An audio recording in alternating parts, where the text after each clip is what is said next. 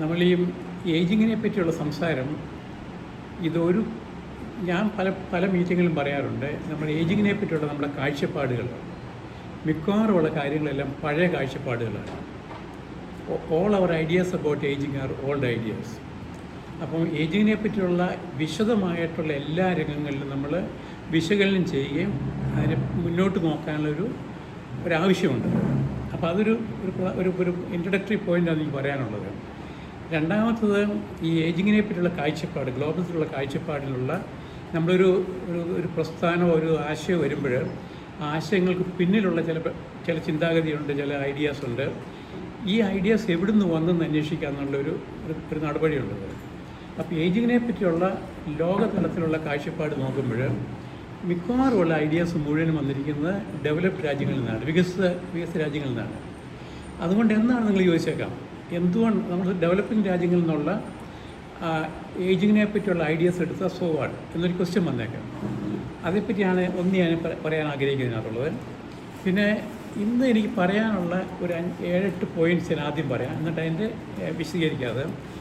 Kerala there is something called super ageing society. Ageing society, super ageing society. അത് ഈ super ageing society എന്ന് പറയുന്നത് 60 കൂടുതലുള്ളവർ 20-22% ആകുമ്പോൾ, പോപ്പുലേഷൻ ആകുമ്പോഴാണ് ആ സമൂഹത്തിന് സൂപ്പർ ഏജിങ് എന്ന് പറയുന്നത്. ഈ സൂപ്പർ ഏജിങ് സൊസൈറ്റികൾ പലതുണ്ട്. ഉദാഹരണം ജപ്പാനെ പറ്റി പറഞ്ഞു, ജപ്പാൻ്റെ സൂപ്പർ ഏജിങ് സൊസൈറ്റിയാണ് എന്ന് പറഞ്ഞാൽ ജപ്പാനിൽ ഏകദേശം 30% ആൾക്കാരും 60 കൂടുതലാണ്.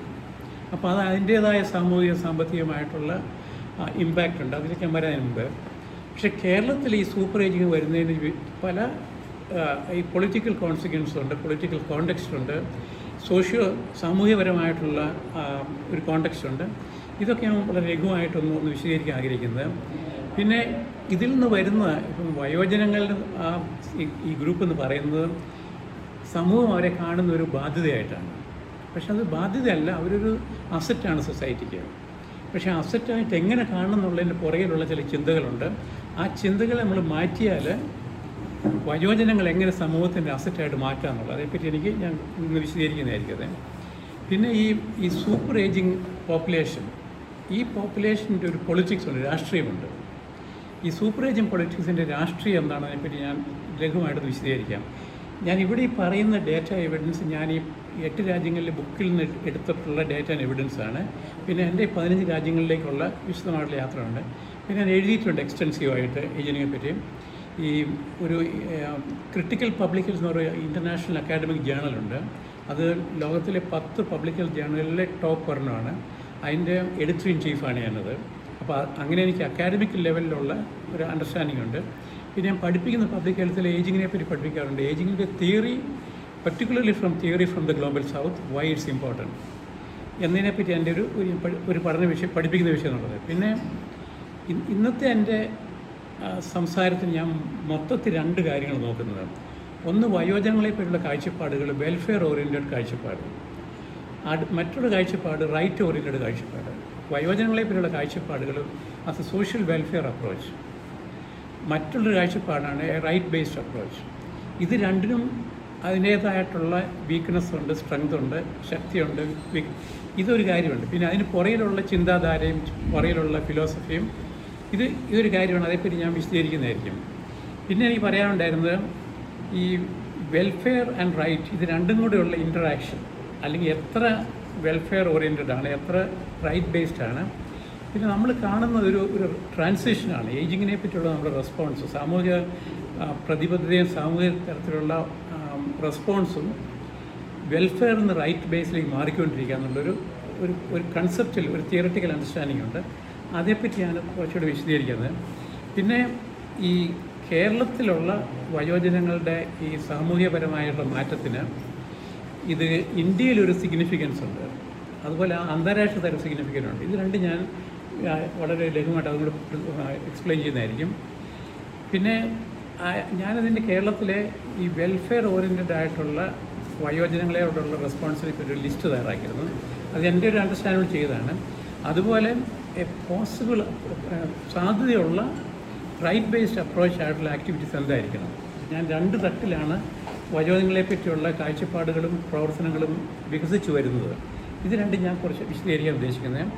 പിന്നെ ഈ കേരളത്തിലെ വയോജനത്തോടുള്ള കാഴ്ചപ്പാടിൽ മാറിക്കൊണ്ടിരിക്കുകയാണ്. ആ മാറ്റത്തിൽ വരുന്ന പ്രധാനമായിട്ടുള്ള ഘടകങ്ങൾ എന്തൊക്കെയാണ്? ഇത്രയാണ് ഞാൻ മൊത്തത്തിൽ ഒരു മണിക്കൂർ കൊണ്ട് ഞാൻ ഒരു സംവാദമായിട്ട് ഉദ്ദേശിച്ചിരുന്നത്. അപ്പം ഇതിനോട് എനിക്ക് തോന്നുന്നത് ഞാനത് ആദ്യം ഒരു ക്വസ്റ്റ്യൻ, ഇടയ്ക്ക് നിങ്ങൾക്ക് ക്വസ്റ്റ്യൻ ഉണ്ടെങ്കിൽ ചോദിക്കാം, അല്ലെങ്കിൽ എൻ്റെ പ്രസൻറ്റേഷൻ കഴിഞ്ഞിട്ട് നമുക്കത് അതേപ്പറ്റി ചർച്ച ചെയ്യാമെന്നുള്ളതാണ്. ഓക്കെ,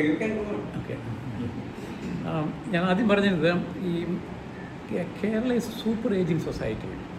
സൂപ്പർ ഏജിങ് സൊസൈറ്റി എന്ന് പറഞ്ഞാൽ വയോജനങ്ങളുടെ, ലഘുവായി പറഞ്ഞാൽ വയോജനങ്ങളുടെ നമ്പർ ക്രമാതീതമായിട്ട് കൂടിയിട്ടുണ്ട്. പലരും ചോദിക്കാൻ സോ വാട്ട്, പല രാജ്യങ്ങളിൽ സംഭവിച്ചിട്ടുണ്ട്. പക്ഷേ കേരളത്തിൽ സംഭവിക്കുന്ന യുണീക്ക്നെസ് എന്താണ്? ഉദാഹരണം ജപ്പാൻ്റെ കാര്യം പറഞ്ഞു. ജപ്പാൻ്റെ എക്സാമ്പിൾ പറഞ്ഞു. ജപ്പാനിൽ വയോജനങ്ങളുടെ നമ്പർ കൂടിയത് വളരെ ഗ്രാജുവലായിട്ടാണ്. എന്നുവെച്ചാൽ ആദ്യം 20 25 28 30 ഇപ്പം 30% ആൾക്കാർ 60 കൂടുതലാണ്. ഈ മാറ്റം വന്ന് വളരെ ഒരു 70-80 വർഷം കൊണ്ട് നടന്നത്.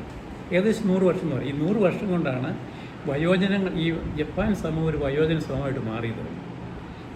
ഇത് എല്ലാ വികസിത രാജ്യങ്ങളുടെയും ഈ വയോജനങ്ങളുടെ നമ്പർ കൂടുന്ന ഒരു പ്രോസസ്സുണ്ട്. ആ പ്രോസസ്സ് ഇങ്ങനെ നടന്നിരിക്കുന്നത്. പക്ഷേ കേരളത്തിൽ നമ്മൾ നോക്കിക്കഴിഞ്ഞാൽ കഴിഞ്ഞ ഒരു 10-15 വർഷം കൊണ്ട് ഈ വയോജനങ്ങളുടെ നമ്പർ കാര്യമായിട്ടും കൂടി. അതൊരു പ്രത്യേകതയാണ് കേരളത്തിൻ്റെ. നമ്മൾ നമ്പർ വെച്ച് നോക്കുമ്പോൾ വളരെ ഇൻട്രസ്റ്റിംഗ് ആണ്. ഇതിന് 2-3 പ്രത്യേകതയുണ്ട്. ഒന്ന് കേരളത്തിലെ പ്രത്യേകതയുണ്ട്, ദേശീയ തലത്തിൽ പ്രത്യേകതയുണ്ട്, അന്താരാഷ്ട്ര തല പ്രത്യേകതയുണ്ട്. ദേശീയ തലത്തിൽ ഇപ്പം നമ്മളിപ്പം തിരുവനന്തപുരത്ത് ഇതേപ്പറ്റി ചർച്ച നടന്ന വയോജനങ്ങളെ പറ്റിയും ഇങ്ങനത്തെ ഒരു ചർച്ച നമ്മൾ ഡൽഹി കാണില്ല. നോർത്തിലെ ഒരു സ്റ്റേറ്റിലും കാണാനുള്ള സാധ്യത കുറവാണ്. അതിൻ്റെ കാരണം ഏത് നോർത്ത് സ്റ്റേറ്റ് എടുത്താലും അവരുടെ വയോജനങ്ങളുടെ പെർസെൻറ്റേജ് എന്ന് പറയുന്നത് ഒരു 7-8-9% ആണ്. കേരളത്തിലിപ്പം ദേശീയ തലത്തിൽ നോക്കിക്കഴിഞ്ഞാൽ കേരളമാണ് വയോജനങ്ങളിൽ ഏറ്റവും കൂടുതൽ നിൽക്കുന്നത്. നമ്മൾ ആ നമ്പർ മാത്രം നോക്കിയാൽ. പക്ഷേ ഈ നമ്പറിൽ തന്നെ നമ്മളൊരു അൺപാക്ക് ചെയ്യുമ്പോൾ അതിനകത്ത് കഥയുണ്ട്. അതിനകത്ത് ദേശീയ തലത്തിൽ ഇന്ത്യയിലെ വയോജനങ്ങളുടെ നമ്പർ അത്ര വലുതൊന്നുമല്ല. അതുകൊണ്ടെന്ന് പറ്റി ദേശീയ തലത്തിലുള്ള നയരൂപീകരണത്തിനും ഇത് റിഫ്ലക്റ്റ് ചെയ്യും. ദേശീയ നയത്തിൽ വലിയ കഴമ്പില്ലാത്ത നയങ്ങൾ വരും. കാരണം ഡേറ്റയിൽ എവിഡൻസ് ഇല്ല, ഇതേപ്പറ്റി സംസാരിക്കാൻ ആളില്ല. അതൊരു കാര്യത്തെ പറ്റിയുണ്ട്. പക്ഷേ കേരളത്തിൽ വരുമ്പോൾ സംഗതി മാറി എന്ന് പറഞ്ഞിട്ടുണ്ട്. ഇനി കേരളത്തിൽ തന്നെ വരുന്നുണ്ട്. നമ്മളൊരു ചില ഡിസ്ട്രിക്റ്റ് എടുത്ത സംഗതി മാറി.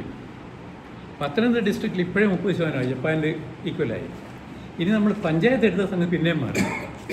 ചില പഞ്ചായത്തിൽ ഇപ്പോഴും 30% അപ്പോൾ ഈ വയോജനങ്ങളെ പറ്റിയുള്ള നമ്മുടെ കാഴ്ചപ്പാട് നമ്പർ വെച്ച് നോക്കുമ്പോൾ ഒരു വളരെ സങ്കീർണമായിട്ടുള്ളൊരു കഥയാണ് എക്സ്പാൻഡ് ചെയ്ത് വരുന്നത്. അതൊരു നമ്മുടെ അനാലിസിസ് പഠനത്തിൻ്റെ ഒരു പ്രധാന കാരണമുണ്ട്. ഇതിന് പ്രായോഗിക തലത്തിലും പ്രാക്ടിക്കൽ തലത്തിലും രാഷ്ട്രീയപരമായിട്ടും സാമ്പത്തികമായിട്ടും ഇതിന് കോൺസിക്വൻസ് ഉണ്ട്. ഞാൻ അതിലേക്ക് വരാതെ പിന്നെ അത് പറയുമ്പോൾ ഈ വയോജനങ്ങളെ പറ്റിയുള്ള പ്രശ്നങ്ങളും സാധ്യതകളും കേരളത്തിൽ രാഷ്ട്രീയത്തിൻ്റെ മുന്നിലേക്ക് വന്നിട്ടുണ്ട്. ഇപ്പം നേരത്തെ നിങ്ങൾ പറഞ്ഞാൽ ഉമ്മൻചാണ്ടി പറഞ്ഞ ചോദിച്ചെന്ന് പറഞ്ഞ് എന്തിനു പോകണമെന്ന് പറഞ്ഞാൽ ആ കാലം മാറി. ഇന്ന് ഒരു രാഷ്ട്രീയക്കാരനും ഇത് മാറ്റിക്കളയാൻ പാടില്ല. അതിന് കാരണമുണ്ട്. ഏകദേശം നമ്മൾ 6-7% വോട്ടേഴ്സ് വയോജനങ്ങളാണ്. പക്ഷെ കേരളത്തിലെ രാഷ്ട്രീയത്തിൽ വയോജനങ്ങളുടെ രാഷ്ട്രീയം വരും, ഇനി ഫ്യൂച്ചറായിട്ട് വരാൻ പോവുകയാണ്. അതെങ്ങനെ വരുന്നു, അതിനെ ഇൻഫ്ലുവൻസ് ചെയ്യുന്ന ചിന്താധാരകൾ എന്തൊക്കെയാണ്, ഐഡിയോളജി എന്തൊക്കെയാണെന്നതിനെ പറ്റിയുള്ള ചർച്ചകൾ വളരെ ലഘുവായിട്ട് നടക്കുന്നുള്ളൂ. കാരണം അതിനുള്ള ഡേറ്റ എവിഡൻസ് വെച്ചിട്ടുള്ള ചർച്ചകളല്ല, വളരെ സൂപ്പർഫിഷ്യലായിട്ടുള്ള ചർച്ചയാണെന്നാണ് ഞാൻ കാണുന്നത്. പറയാനുള്ള മറ്റു രാജ്യങ്ങളിൽ കമ്പയർ ചെയ്യുമ്പോഴാണത്. പിന്നെ നമ്മൾ നോക്കുമ്പോൾ ഈ വയോജനങ്ങളെ പറ്റിയുള്ള കാഴ്ചപ്പാട്, പൊതുവെയുള്ള കാഴ്ചപ്പാട് അവർ ബാധ്യതയാണെന്നുള്ളൊരു കണ്ടുവരും. എന്തുകൊണ്ടാണ് ബാധ്യതയായിട്ടുള്ള അദ്ദേഹം പറഞ്ഞ വയോജനങ്ങളെ പറ്റിയുള്ള കാഴ്ചപ്പാടിനെ പറ്റി നമ്മൾ മാറ്റി തിരുത്തേണ്ടതായിട്ടുണ്ട്. അവർ ശരിക്കും ബാധ്യതയാണോ, അവർ കോൺട്രിബ്യൂഷനാണ്.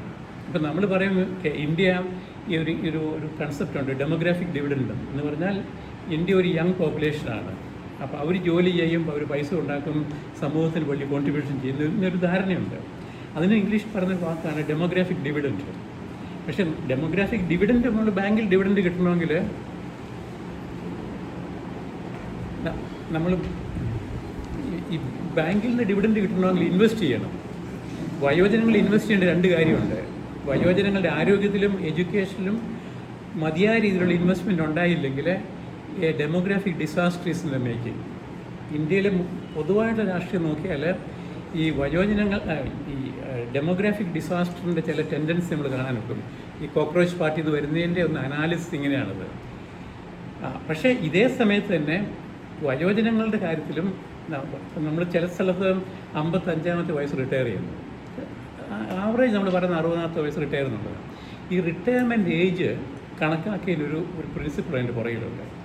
ആ പ്രിൻസിപ്പിൾ എന്ന് പറഞ്ഞാൽ ലൈഫ് എക്സ്പെക്റ്റൻസി ആഫ്റ്റർ റിട്ടയർമെൻറ്റ് എന്നുള്ളതായിരുന്നു. ഇത് വെച്ചുകൊണ്ടാണ് ഈ റിട്ടയർമെൻറ്റ് ഏജ് സംഘടിപ്പിച്ചത്. ഈ ലോകത്തിലെ പിന്നെ റിട്ടയർമെൻറ്റിൻ്റെ ഹിസ്റ്ററി നോക്കിയാൽ, പെൻഷൻ്റെ ഹിസ്റ്ററി നോക്കിയാൽ, പെൻഷൻ റിട്ടയർമെൻറ്റ് ആദ്യം തുടങ്ങി ജർമ്മനിയിലാണ്. ഈ history of retirement and pension അതേപ്പറ്റിയുള്ള ആ ഐഡിയ വന്നത്. അന്ന് അവർ തീരുമാനിച്ചത് 55 അതിൻ്റെ കാരണം after retirement maybe 10 years is a life expectancy. പക്ഷേ 55 കഴിഞ്ഞാൽ 65 കഴിഞ്ഞാൽ ആളുടെ പണി തീർന്നു. അങ്ങനത്തെ ഒരു കാലഘട്ടം, അത് 80-90 വർഷം മുമ്പാണ് ഈ എന്താ പറഞ്ഞത് റിട്ടയർമെൻറ്റ് എന്നുള്ള കൺസെപ്റ്റ് മറ്റ് രാജ്യങ്ങളിൽ വരാൻ തുടങ്ങിയത്. ഈ മറ്റ് രാജ്യങ്ങൾ എന്ന് പറഞ്ഞാൽ ആ രാജ്യങ്ങളുടെ സാമ്പത്തിക ഘടന നോക്കുമ്പോൾ ഒരു വെൽഫെയർ ഓറിയൻറ്റഡ് ആയിട്ടുള്ള സൊസൈറ്റിയാണ്. ഈ പെൻഷനും റിട്ടയർമെൻറ്റും ഈ വയോജനങ്ങളോടുള്ള കാഴ്ചപ്പാടും വയോജന ക്ഷേമത്തെ പറ്റിയുള്ള കാഴ്ചപ്പാടും വന്നത് ഇത് എന്താ പറയുന്നത് ഒരു വെൽഫെയർ ഓറിയൻറ്റഡ് രാജ്യങ്ങളിൽ നിന്നാണ്. അത് ഞാൻ പറഞ്ഞത് നമ്മൾ ഏജിങ്ങിനെ പറ്റിയുള്ള ഐഡിയാസ് വന്ന് അതിൻ്റെ ഡേറ്റ എവിഡൻസും വന്ന് വികസിത രാജ്യങ്ങളിലാണ് എന്ന് പറഞ്ഞതിൻ്റെ അടിസ്ഥാനം ഇതാണത്. ഇനി നമ്മുടെ അടുത്ത കാര്യം നോക്കുമ്പോൾ കേരളത്തിൽ നോക്കുമ്പോൾ കേരളത്തിൽ ലൈഫ് എക്സ്പെക്റ്റൻസി എന്ന് പറഞ്ഞാൽ ഇപ്പോൾ അത് 75-80 ആയിട്ടുണ്ട്. പ്രത്യേകിച്ചും സ്ത്രീകളുടെ ലൈഫ് എക്സ്പെക്റ്റൻസി കൂടി പുരുഷന്മാരെക്കാളും. എന്നുവെച്ചാൽ സ്ത്രീകൾ ആണ് കൂടുതൽ കാലം ജീവിച്ചിരിക്കാൻ പോകുന്നത് പുരുഷന്മാരെ അപേക്ഷിച്ച്. അതിന് പല ബയോളജിക്കൽ സോഷ്യോ ഫാക്ടേഴ്സ് ഉണ്ട്. പക്ഷേ കേരളത്തിൽ ഇതിലൊരു നെഗറ്റീവ് കോൺസിക്വൻസ് വരുന്നുണ്ട്. 85 കഴിഞ്ഞ സ്ത്രീ, ആ നമ്പർ ഞാൻ ഒരു ബ്രോഡർ നമ്പർ എന്ന് പറയുന്നതാണ്, എക്സാക്ട് നമ്പറല്ല. 80-85 കഴിഞ്ഞ സ്ത്രീകളുടെ ഇടയ്ക്കാണ് കൂടുതൽ ഡിമെൻഷ്യ കൂടി വരുന്നത്. പുരുഷന്മാർ നേരത്തെ മരിക്കും, പക്ഷേ സ്ത്രീകൾ കൂടുതൽ ജീവിച്ചു പോകും. പക്ഷേ അവരുടെ ക്വാളിറ്റി ഓഫ് ലൈഫ് അത് എന്താ പറയുക, അത് നഷ്ടപ്പെട്ടു പോകും. ഇത് കേരളത്തിൽ ഈ കാര്യങ്ങൾ ഞാൻ പറയുന്നത് കേരളത്തിലെ വയോജനങ്ങളെ പറ്റി മനസ്സിലാക്കണമെങ്കിലുള്ള ചില പ്രത്യേകതകൾ എന്തൊക്കെയാണ് കേരളത്തിന് മാത്രമായിട്ടുള്ളത്. കേരളത്തിൽ തനതായിട്ടുള്ള വയോജനങ്ങളെ പറ്റിയുള്ള സാധ്യതകളും പ്രശ്നങ്ങളും ഇത് കേരളത്തിൻ്റെ മാത്രമായിട്ട് അനാലിസിസ് നടത്തണം. അത് ദേശീയ തലത്തിൽ വരാൻ പോകുന്നില്ല. ഇതിന് ചില രാഷ്ട്രീയമായിട്ടുള്ളതും സാമ്പത്തികമായിട്ടും ഉണ്ട്. ഒന്ന്, വയോജനങ്ങളെ പറ്റിയുള്ള ഇന്ത്യയിലെ കാഴ്ചപ്പാടിനെ നയിക്കേണ്ടത് കേരളമായിരിക്കും. കാരണം ഈ എക്സ്പീരിയൻസ് ഏറ്റവും കൂടുതൽ കേരളത്തിലുള്ളത്. ഇനി ഇതിന് വേറൊരു ഡയമെൻഷൻ കൂടെ. ഈ മാനുഷിക അവകാശങ്ങളെ പറ്റി പഠിക്കുന്നവർക്കറിയാം, ചിൽഡ്രൻസ് റൈറ്റിനെ പറ്റി ഗ്ലോബലി ചിൽഡ്രൻ റൈറ്റ്സിനെ പറ്റി സ്റ്റാൻഡേർഡ് ഉണ്ട്. International covenant of children's right എന്ന് പറഞ്ഞു. അതുപോലെ international covenant of women's right, സ്ത്രീ ശാക്തീകരണത്തെ പറ്റിയും സ്ത്രീകളുടെ മാനുഷികാവകാശത്തെ പറ്റിയും ഇൻ്റർനാഷണലിലെ UN തലത്തിലുള്ള കാഴ്ചപ്പാടുകളുണ്ട്. പക്ഷേ വയോജനങ്ങളെ പറ്റിയുള്ള അങ്ങനെ ഒരു ഹ്യൂമൻ റൈറ്റ് ഗവൺമെൻറ് ഇല്ല. അതൊരു ഇൻട്രസ്റ്റിംഗ് ആയിട്ടുള്ളൊരു ഡൈനാമിക്സാണ്. കാരണം എല്ലാ വികസിത രാജ്യങ്ങളിലും ഏജിങ്ങിനെ പറ്റിയുള്ള കാഴ്ചപ്പാട് അതിൻ്റെ അടിത്തറ എന്ന് പറയുന്നത് വെൽഫെയർ ഓറിയൻറ്റഡാണ്. അവിടെയാണ് ഈ വെൽഫെയർ ആൻഡ് റൈറ്റ് എന്നുള്ള ആ രണ്ട് ചിന്താഗതി വരുന്നതിൻ്റെത്. അപ്പോൾ അതാണ് ആദ്യം പറഞ്ഞത്, നമ്മൾ വികസിത രാജ്യങ്ങളുടെ ഈ വെൽഫെയർ ഓറിയൻറ്റഡ് ആയിട്ടുള്ള ഡയറക്ഷൻ എടുത്തു കഴിഞ്ഞാൽ we may not be addressing it because അത് ഫോർ പ്രോബ്ലം. ബിക്കോസ് നമ്മുടെ പ്രശ്നങ്ങൾ വെവ്വേറെയാണ്. ഒന്നാമത്തത് ഈ ഏജിങ് വളരെ കോമ്പാക്റ്റ് ആയിട്ടുള്ള ഏജിങ്ങാണ്. കഴിഞ്ഞ 10-15 വർഷം കൊണ്ട് കേരളം റാപ്പിഡ്ലി ഏജിങ് ആയി. എന്ന് പറഞ്ഞാൽ ഒരു വീട്ടിൽ 2 ജനറേഷൻ റിട്ടയർ ആയിട്ട് ആൾക്കാർ കാണും. അപ്പനും മകനും റിട്ടയർ ആയിരിക്കും. അപ്പം 4 പേര് റിട്ടയർ ആയിട്ട് ഒരു വീട്ടിൽ 2 കുട്ടികൾ കാണും. അപ്പോൾ ആ വീട്ടിൽ ആലോചിച്ച് നോക്കിയാൽ ആ കുട്ടികൾ ജോലി തുടങ്ങി കാണില്ല, ചെറുമക്കൾ. ഒരേ വീട്ടിലുള്ള സമാനം വരുന്നുണ്ട് കേരളത്തിൽ. അപ്പൻ അമ്മ റിട്ടയർഡായി, മകൻ ഭാര്യ റിട്ടയറായി, കൊച്ചുമക്കളുണ്ട്, അവർ ജോലി തുടങ്ങിയിട്ടുമില്ല. ഇതൊരു ഡൈനാമിക്സ് ഒരു സംഭവമാണ്. ഈ ഫിനോമിനെ ചൈനക്കാർ പറയുന്ന ഒരു ഇതുണ്ട്, developing countries are ageing before the getting rich എന്ന് പറഞ്ഞാൽ വയോജനങ്ങൾക്ക് നോക്കാനുള്ള സാമ്പത്തിക സ്ഥിതി വരുന്നതിന് മുമ്പ് അവർ ഏജിങ് തുടങ്ങി. ഇത് കേരളത്തിലുള്ള സംഭവം ഇതാണ്. കേരള പീപ്പിൾ ആർ ഏജിങ്, പക്ഷേ Kerala is not rich enough to take care of the ageing. ഇതൊരു സാമ്പത്തിക അടിത്തറ, കേരളത്തിൽ സാമ്പത്തിക അടിത്തറ നോക്കുമ്പോൾ ഇതൊരു വളരെ പ്രധാനപ്പെട്ട ഒരു ചലഞ്ചായിട്ട് വരാൻ പോകുന്നത് കേരളത്തിലെ വയോജനങ്ങളെ നോക്കാനുള്ള സാമ്പത്തിക സ്ഥിതി എങ്ങനെ കണക്ക് കൂട്ടിയാലും ഉള്ള സാധ്യതകൾ വളരെ കുറവാണ്. അപ്പോൾ ഇങ്ങനെ വെച്ചുകൊണ്ട് വേണം നമ്മൾ നമ്മുടെ വയോജനങ്ങളെപ്പോലുള്ള കാഴ്ചപ്പാട് നോക്കാനുള്ള ഒരു കാര്യം. ഞാൻ പിന്നെ പറഞ്ഞല്ലോ ഇത് ഈ കേരളത്തിലെ വയോജനങ്ങൾ രാഷ്ട്രീയ തലത്തിൽ ശക്തമായ ഒരു ബ്ലോക്കായി മാറിക്കൊണ്ടിരിക്കുകയാണ്. ഉദാഹരണത്തിന് വയോജനങ്ങളുടെ പെൻഷനെ പറ്റി, നമ്പരെ പറ്റി ഞാൻ പറഞ്ഞില്ല, വയോജന പെൻഷൻ രാഷ്ട്രീയ എല്ലാ പ്രധാന പാർട്ടികളുടെയും അവരുടെ മാനിഫെസ്റ്റോയിൽ ഇതുണ്ടായിരുന്നു. വയോജനങ്ങളെ പറ്റി സമ്മതിക്കാതെ ഒരു രാഷ്ട്രീയ പാർട്ടിക്കും ഇന്ന് കേരളത്തിൽ മാനിഫെസ്റ്റോ എഴുതാൻ പറ്റത്തില്ല. പക്ഷേ ഇതേ സമയം ഒരു ദേശീയ മാനിഫെസ്റ്റോ എടുത്ത് നോക്കിയാൽ ഒരു ദേശീയ മാനിഫെസ്റ്റോയിലും വയോജനങ്ങളെ പറ്റി പറഞ്ഞിട്ടില്ല. ഞാൻ എല്ലാ മേജർ പാർട്ടിയുടെ മാനിഫെസ്റ്റോ എടുത്ത് നോക്കി. ഇതാണ് ഒരു ഫിനോമിന നമ്മളതേപ്പറ്റി പരിഗണിക്കേണ്ടത്. പിന്നെ വേറൊന്നുണ്ട്, ഈ കേരളത്തിലെ വയോജനങ്ങളുടെ കാഴ്ചപ്പാട് അതും ഹിസ്റ്റോറിക്കലി ഇവോൾവ് ചെയ്തത് നമ്മൾ മറ്റുള്ള വികസിത രാജ്യങ്ങളിൽ നിന്ന് കടമെടുത്ത ഐഡിയാസ് വെച്ചിട്ടാണ്. അല്ലെങ്കിൽ ഇങ്ങനെ വന്നെന്നുള്ളത് അതൊരു മനഃപൂർവ്വമായിട്ടുള്ളതും ഒരു രാഷ്ട്രീയ ചിന്താഗതി വെച്ച് വന്നതല്ല. മൊത്തത്തിലുള്ള ഗ്ലോബലൈസേഷൻ വരുമ്പം എങ്ങനെ വരും എന്നുള്ളതിനെ പറ്റിയുള്ളൊരു കാഴ്ചപ്പാട് വന്നതാണത്. അതേസമയം ഈ വയോജനങ്ങളെപ്പറ്റി ഒരു രാഷ്ട്രീയപരമായിട്ട് സാമ്പത്തികപരമുള്ള കാഴ്ചപ്പാടുള്ള ആ ചർച്ചകൾ വളരെ കുറച്ച് കേരളത്തിൽ വന്നിട്ടുണ്ട്. ഇല്ലെന്ന് ഞാൻ പറയുന്നില്ല. അതിൻ്റെ സാധ്യതകൾ എന്തൊക്കെയാണ്, അതിന് പുറകിലുള്ള ചിന്താധാര എന്തൊക്കെയാണ്, വയോജനങ്ങളുടെ ആ വാല്യൂ ഓഫ് ഏജിങ്, വയോജനങ്ങളുടെ വില എന്താണെന്നുള്ളത്, ആ വിലയെ കാഴ്ചപ്പാട് നമ്മുടെ കേരളത്തിലുള്ള കാഴ്ചപ്പാട് ഇന്ത്യയിലുള്ള കാഴ്ചപ്പാടും ഡെവലപ്പ് കൺട്രിയിലുള്ള കാഴ്ചപ്പാടും രണ്ട് രീതിയിലാണ് പോകുന്നത്. അപ്പോൾ അതനുസരിച്ചാണ് പ്രോഗ്രാം വരുന്നത്. ഉദാഹരണം പറഞ്ഞുതരാം. മിക്കവാറും ഉള്ള വികസിത രാജ്യങ്ങളിൽ വയോജനങ്ങൾ എന്ന് പറഞ്ഞാൽ അവരുടെ ഓൾഡ് ഏജ് ഹോംസ്, അതാണ് പ്രധാനമായിട്ടുള്ള ഒരു ഇൻസ്റ്റിറ്റ്യൂഷണൽ മെക്കാനിസം അവരെ ടേക്ക് കെയർ ആണുള്ളത്. എന്തുകൊണ്ടാണ് വയോജന എൽഡർ ഹോം എന്ന് പറയുന്നത്? മൊത്തത്തിൽ അവർ സമൂഹത്തിൽ we don't need dum anymore, അവരുടെ യൂസ്ഫുൾനെസ് കഴിഞ്ഞു. അതുകൊണ്ട് എന്ത് പറ്റി പുട്ട് ദം ഇൻ ഇൻസ്റ്റിറ്റ്യൂഷൻ എന്ന് വെച്ചാൽ സോഷ്യലി സെഗ്രിഗേറ്റ് എന്നുള്ളതാണ്. പക്ഷേ കേരളവും ഇന്ത്യയിലും വന്നു കഴിഞ്ഞാൽ വയസ്സായാലും ആ ആൾ കംപ്ലീറ്റ് ആയിട്ട് സമൂഹത്തിൽ നിന്ന് മാറിപ്പോകുന്നില്ല. അവർക്ക് പ്രത്യേക ഒരു സോഷ്യൽ റാങ്കിങ് ഉണ്ട്. അവർ പലപ്പോഴും അവരുടെ കസ്റ്റോഡിയൻ ഓഫ് ഈ പ്രോപ്പർട്ടിയുടെ കസ്റ്റോഡിയനായിരിക്കും. അതുപോലെ സമൂഹത്തിലുള്ള ചില പ്രത്യേക അവർക്ക് ഉത്തരവാദിത്തമുണ്ട്. ചില പ്രശ്നങ്ങൾ പറഞ്ഞു തീർക്കുക, നാട്ടുകാരുമായിട്ടുള്ള പ്രശ്നങ്ങൾ പറഞ്ഞു തീർക്കുക, അങ്ങനത്തെ പല ഒരു സോഷ്യൽ ഫങ്ഷനുണ്ട് അവർക്ക്. ഈ ഫങ്ഷൻ നമ്മൾ ഡെവലപ്ഡ് രാജ്യങ്ങളിൽ കാണത്തില്ല. ഡെവലപ്ഡ് രാജ്യങ്ങൾ 80-85 കേസ് യൂട്ടിലിറ്റി ഈസ് ഓവർ. അവർ ഒരു മെഡിസിൻ കൊടുക്കുക, ഭക്ഷണം കൊടുക്കുക. അപ്പോൾ അങ്ങനെയാണ് ഇവരുടെ യൂസ്ഫുൾനെസ് ഫോർ സൊസൈറ്റിയെ പറ്റിയുള്ള കാഴ്ചപ്പാട്. ഇവിടെയാണ് നമ്മുടെ ഒരു പ്രത്യേക കാഴ്ചപ്പാടുള്ളത്. കേരളത്തിലെയും ഇന്ത്യയിൽ തന്നെ മൊത്തത്തിൽ നോക്കിയാലും വയോജനങ്ങളുടെ സാമൂഹിക കോൺട്രിബ്യൂഷനെ എങ്ങനെ നമ്മൾ അബ്സോർവ് ചെയ്യാമെന്നുള്ളൊരു നമ്മുടെ ഈ വയോജനങ്ങളെ പറ്റിയുള്ള ചർച്ചയിൽ ഒരു കാഴ്ചപ്പാട് ഒരു കാര്യമായിരിക്കണം. അപ്പോൾ ഇവിടെയാണ് ഞാൻ പറഞ്ഞത് റൈറ്റ് ബേസ്ഡ് അപ്രോച്ചും വെൽഫെയർ ബേസ്ഡ് അപ്രോച്ചിൻ്റെ ഞാൻ അടുത്ത റിട്ടവരാണ് ചർച്ചയെ പറ്റിയത്. ആൻഡ് ഓൾസോ വെൽഫെയർ ഓറിയൻറ്റഡ് ആയിട്ടുള്ള അപ്രോച്ചിൻ്റെ ചില ഫിലോസഫി ഉണ്ട് പുറകിൽ. വെൽഫെയർ എന്ന് പറഞ്ഞാൽ ഐ ഫീൽ ബെനവലൻ, ഞാൻ നിങ്ങൾക്ക് തരുന്നു, നിങ്ങൾക്ക് സൗകര്യമുണ്ട് എടുക്കണ്ട, എന്നോട് ചോദിക്കാൻ വരണ്ട. ഞാൻ അതിൻ്റെ വാല്യൂ പറയുകയാണത്. ഞാനൊരു ഓൾഡ് ഏജ് നടത്തുന്നുണ്ട്. ഒരു ഓൾഡ് ഏജ് കൊണ്ട് ഒരാൾക്ക് എന്നോട് ചോദിക്കേണ്ട അധികാരം അയക്കില്ല. കാരണം ഞാൻ എൻ്റെ മഗ്നാനിമിറ്റി കൊണ്ടോ ഞാൻ അങ്ങോട്ട് കൊടുക്കുന്നൊരിതാണ്. ഇതൊരു കാഴ്ചപ്പാടാണ്. ഞാൻ നല്ലത് ശരിയാണെന്നല്ല പറഞ്ഞത്. അതാണ് കേരളത്തിൽ ഏകദേശം 700ഓളം വയോജന ഓൾഡ് ഏജ് ഹോംസ് ഉണ്ട്. അത് ഏകദേശം ഒരു 10 വെച്ച് ഒരു 10,000-15,000 ആൾക്കാർ ഇത് ജോലി ചെയ്യുന്നുണ്ട്. പക്ഷേ കേരളത്തിൽ വെച്ച് നോക്കിയാൽ ഈ ജോലി ചെയ്യുന്നവരുടെ മിനിമം എഡ്യൂക്കേഷനും സ്റ്റാൻഡേർഡൈസ് ചെയ്തിട്ടില്ല. അതിന് ഒരു കാരണം ഇതാണ്. ഇത് വെൽഫെയർ അല്ലേ, നമ്മൾ എന്ത് പഠിപ്പിക്കാനാണ്? ഒന്ന്.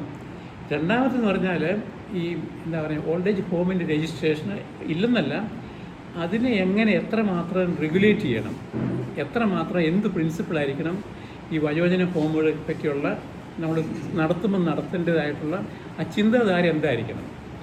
ഇതിന് വെൽഫെയർ ഓറിയൻറ്റഡ് പറഞ്ഞ ചുരുക്കത്തിൽ ഇതാ പറയുന്നത്, ഞാൻ എൻ്റെ സമൂഹത്തോടുള്ള പ്രതിബദ്ധത തീർക്കുന്നത് ഇങ്ങനെയാണ്. ഞാൻ ഓൾഡ് ഏജ് ഉണ്ടാക്കി, ഞാൻ കൊടുക്കും, നിങ്ങൾ ചോദിക്കാനില്ല. ഇതാണ് എൻ്റെ കൃത്യമായിട്ടല്ല ചോദ്യം, പക്ഷേ ഇതാണ് അതിൻ്റെ പ്രിൻസിപ്പിൾ. പക്ഷേ ഇതുകൊണ്ട് കേരളത്തിലെ വയോജനങ്ങളുടെ റെസ്പോൺസ് ഈ രീതിയിൽ പോയാൽ അത് ചില സീരിയസ് ആയിട്ട് ബ്ലോക്കിലേക്ക് വന്ന് ചേരും. അതെന്താണെന്ന് ഞാനത് വരാൻ കൊണ്ടത്.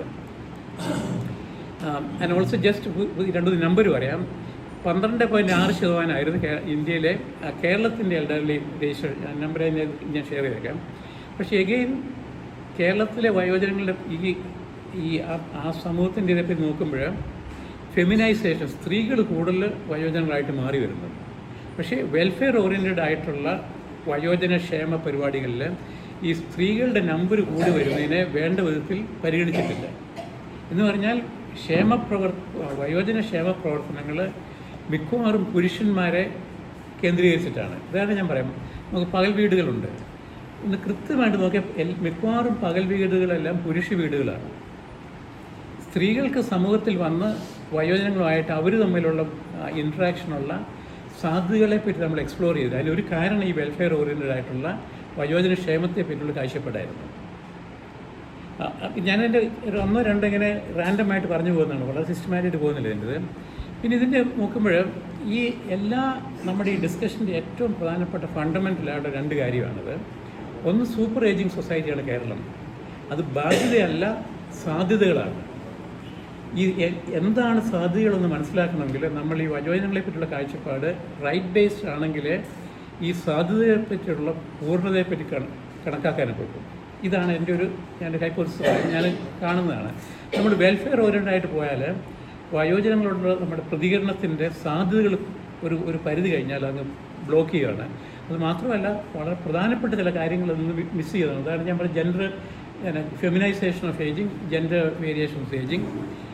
പിന്നെ വേറൊന്നുണ്ട്, നമ്മൾ കേരളത്തിൽ മനസ്സിലാക്കുമ്പോൾ ഈ ഫാമിലി സ്ട്രക്ചറും യൂത്ത് ഔട്ട് മൈഗ്രേഷനും ഒരു പ്രധാന കാര്യമാണ്.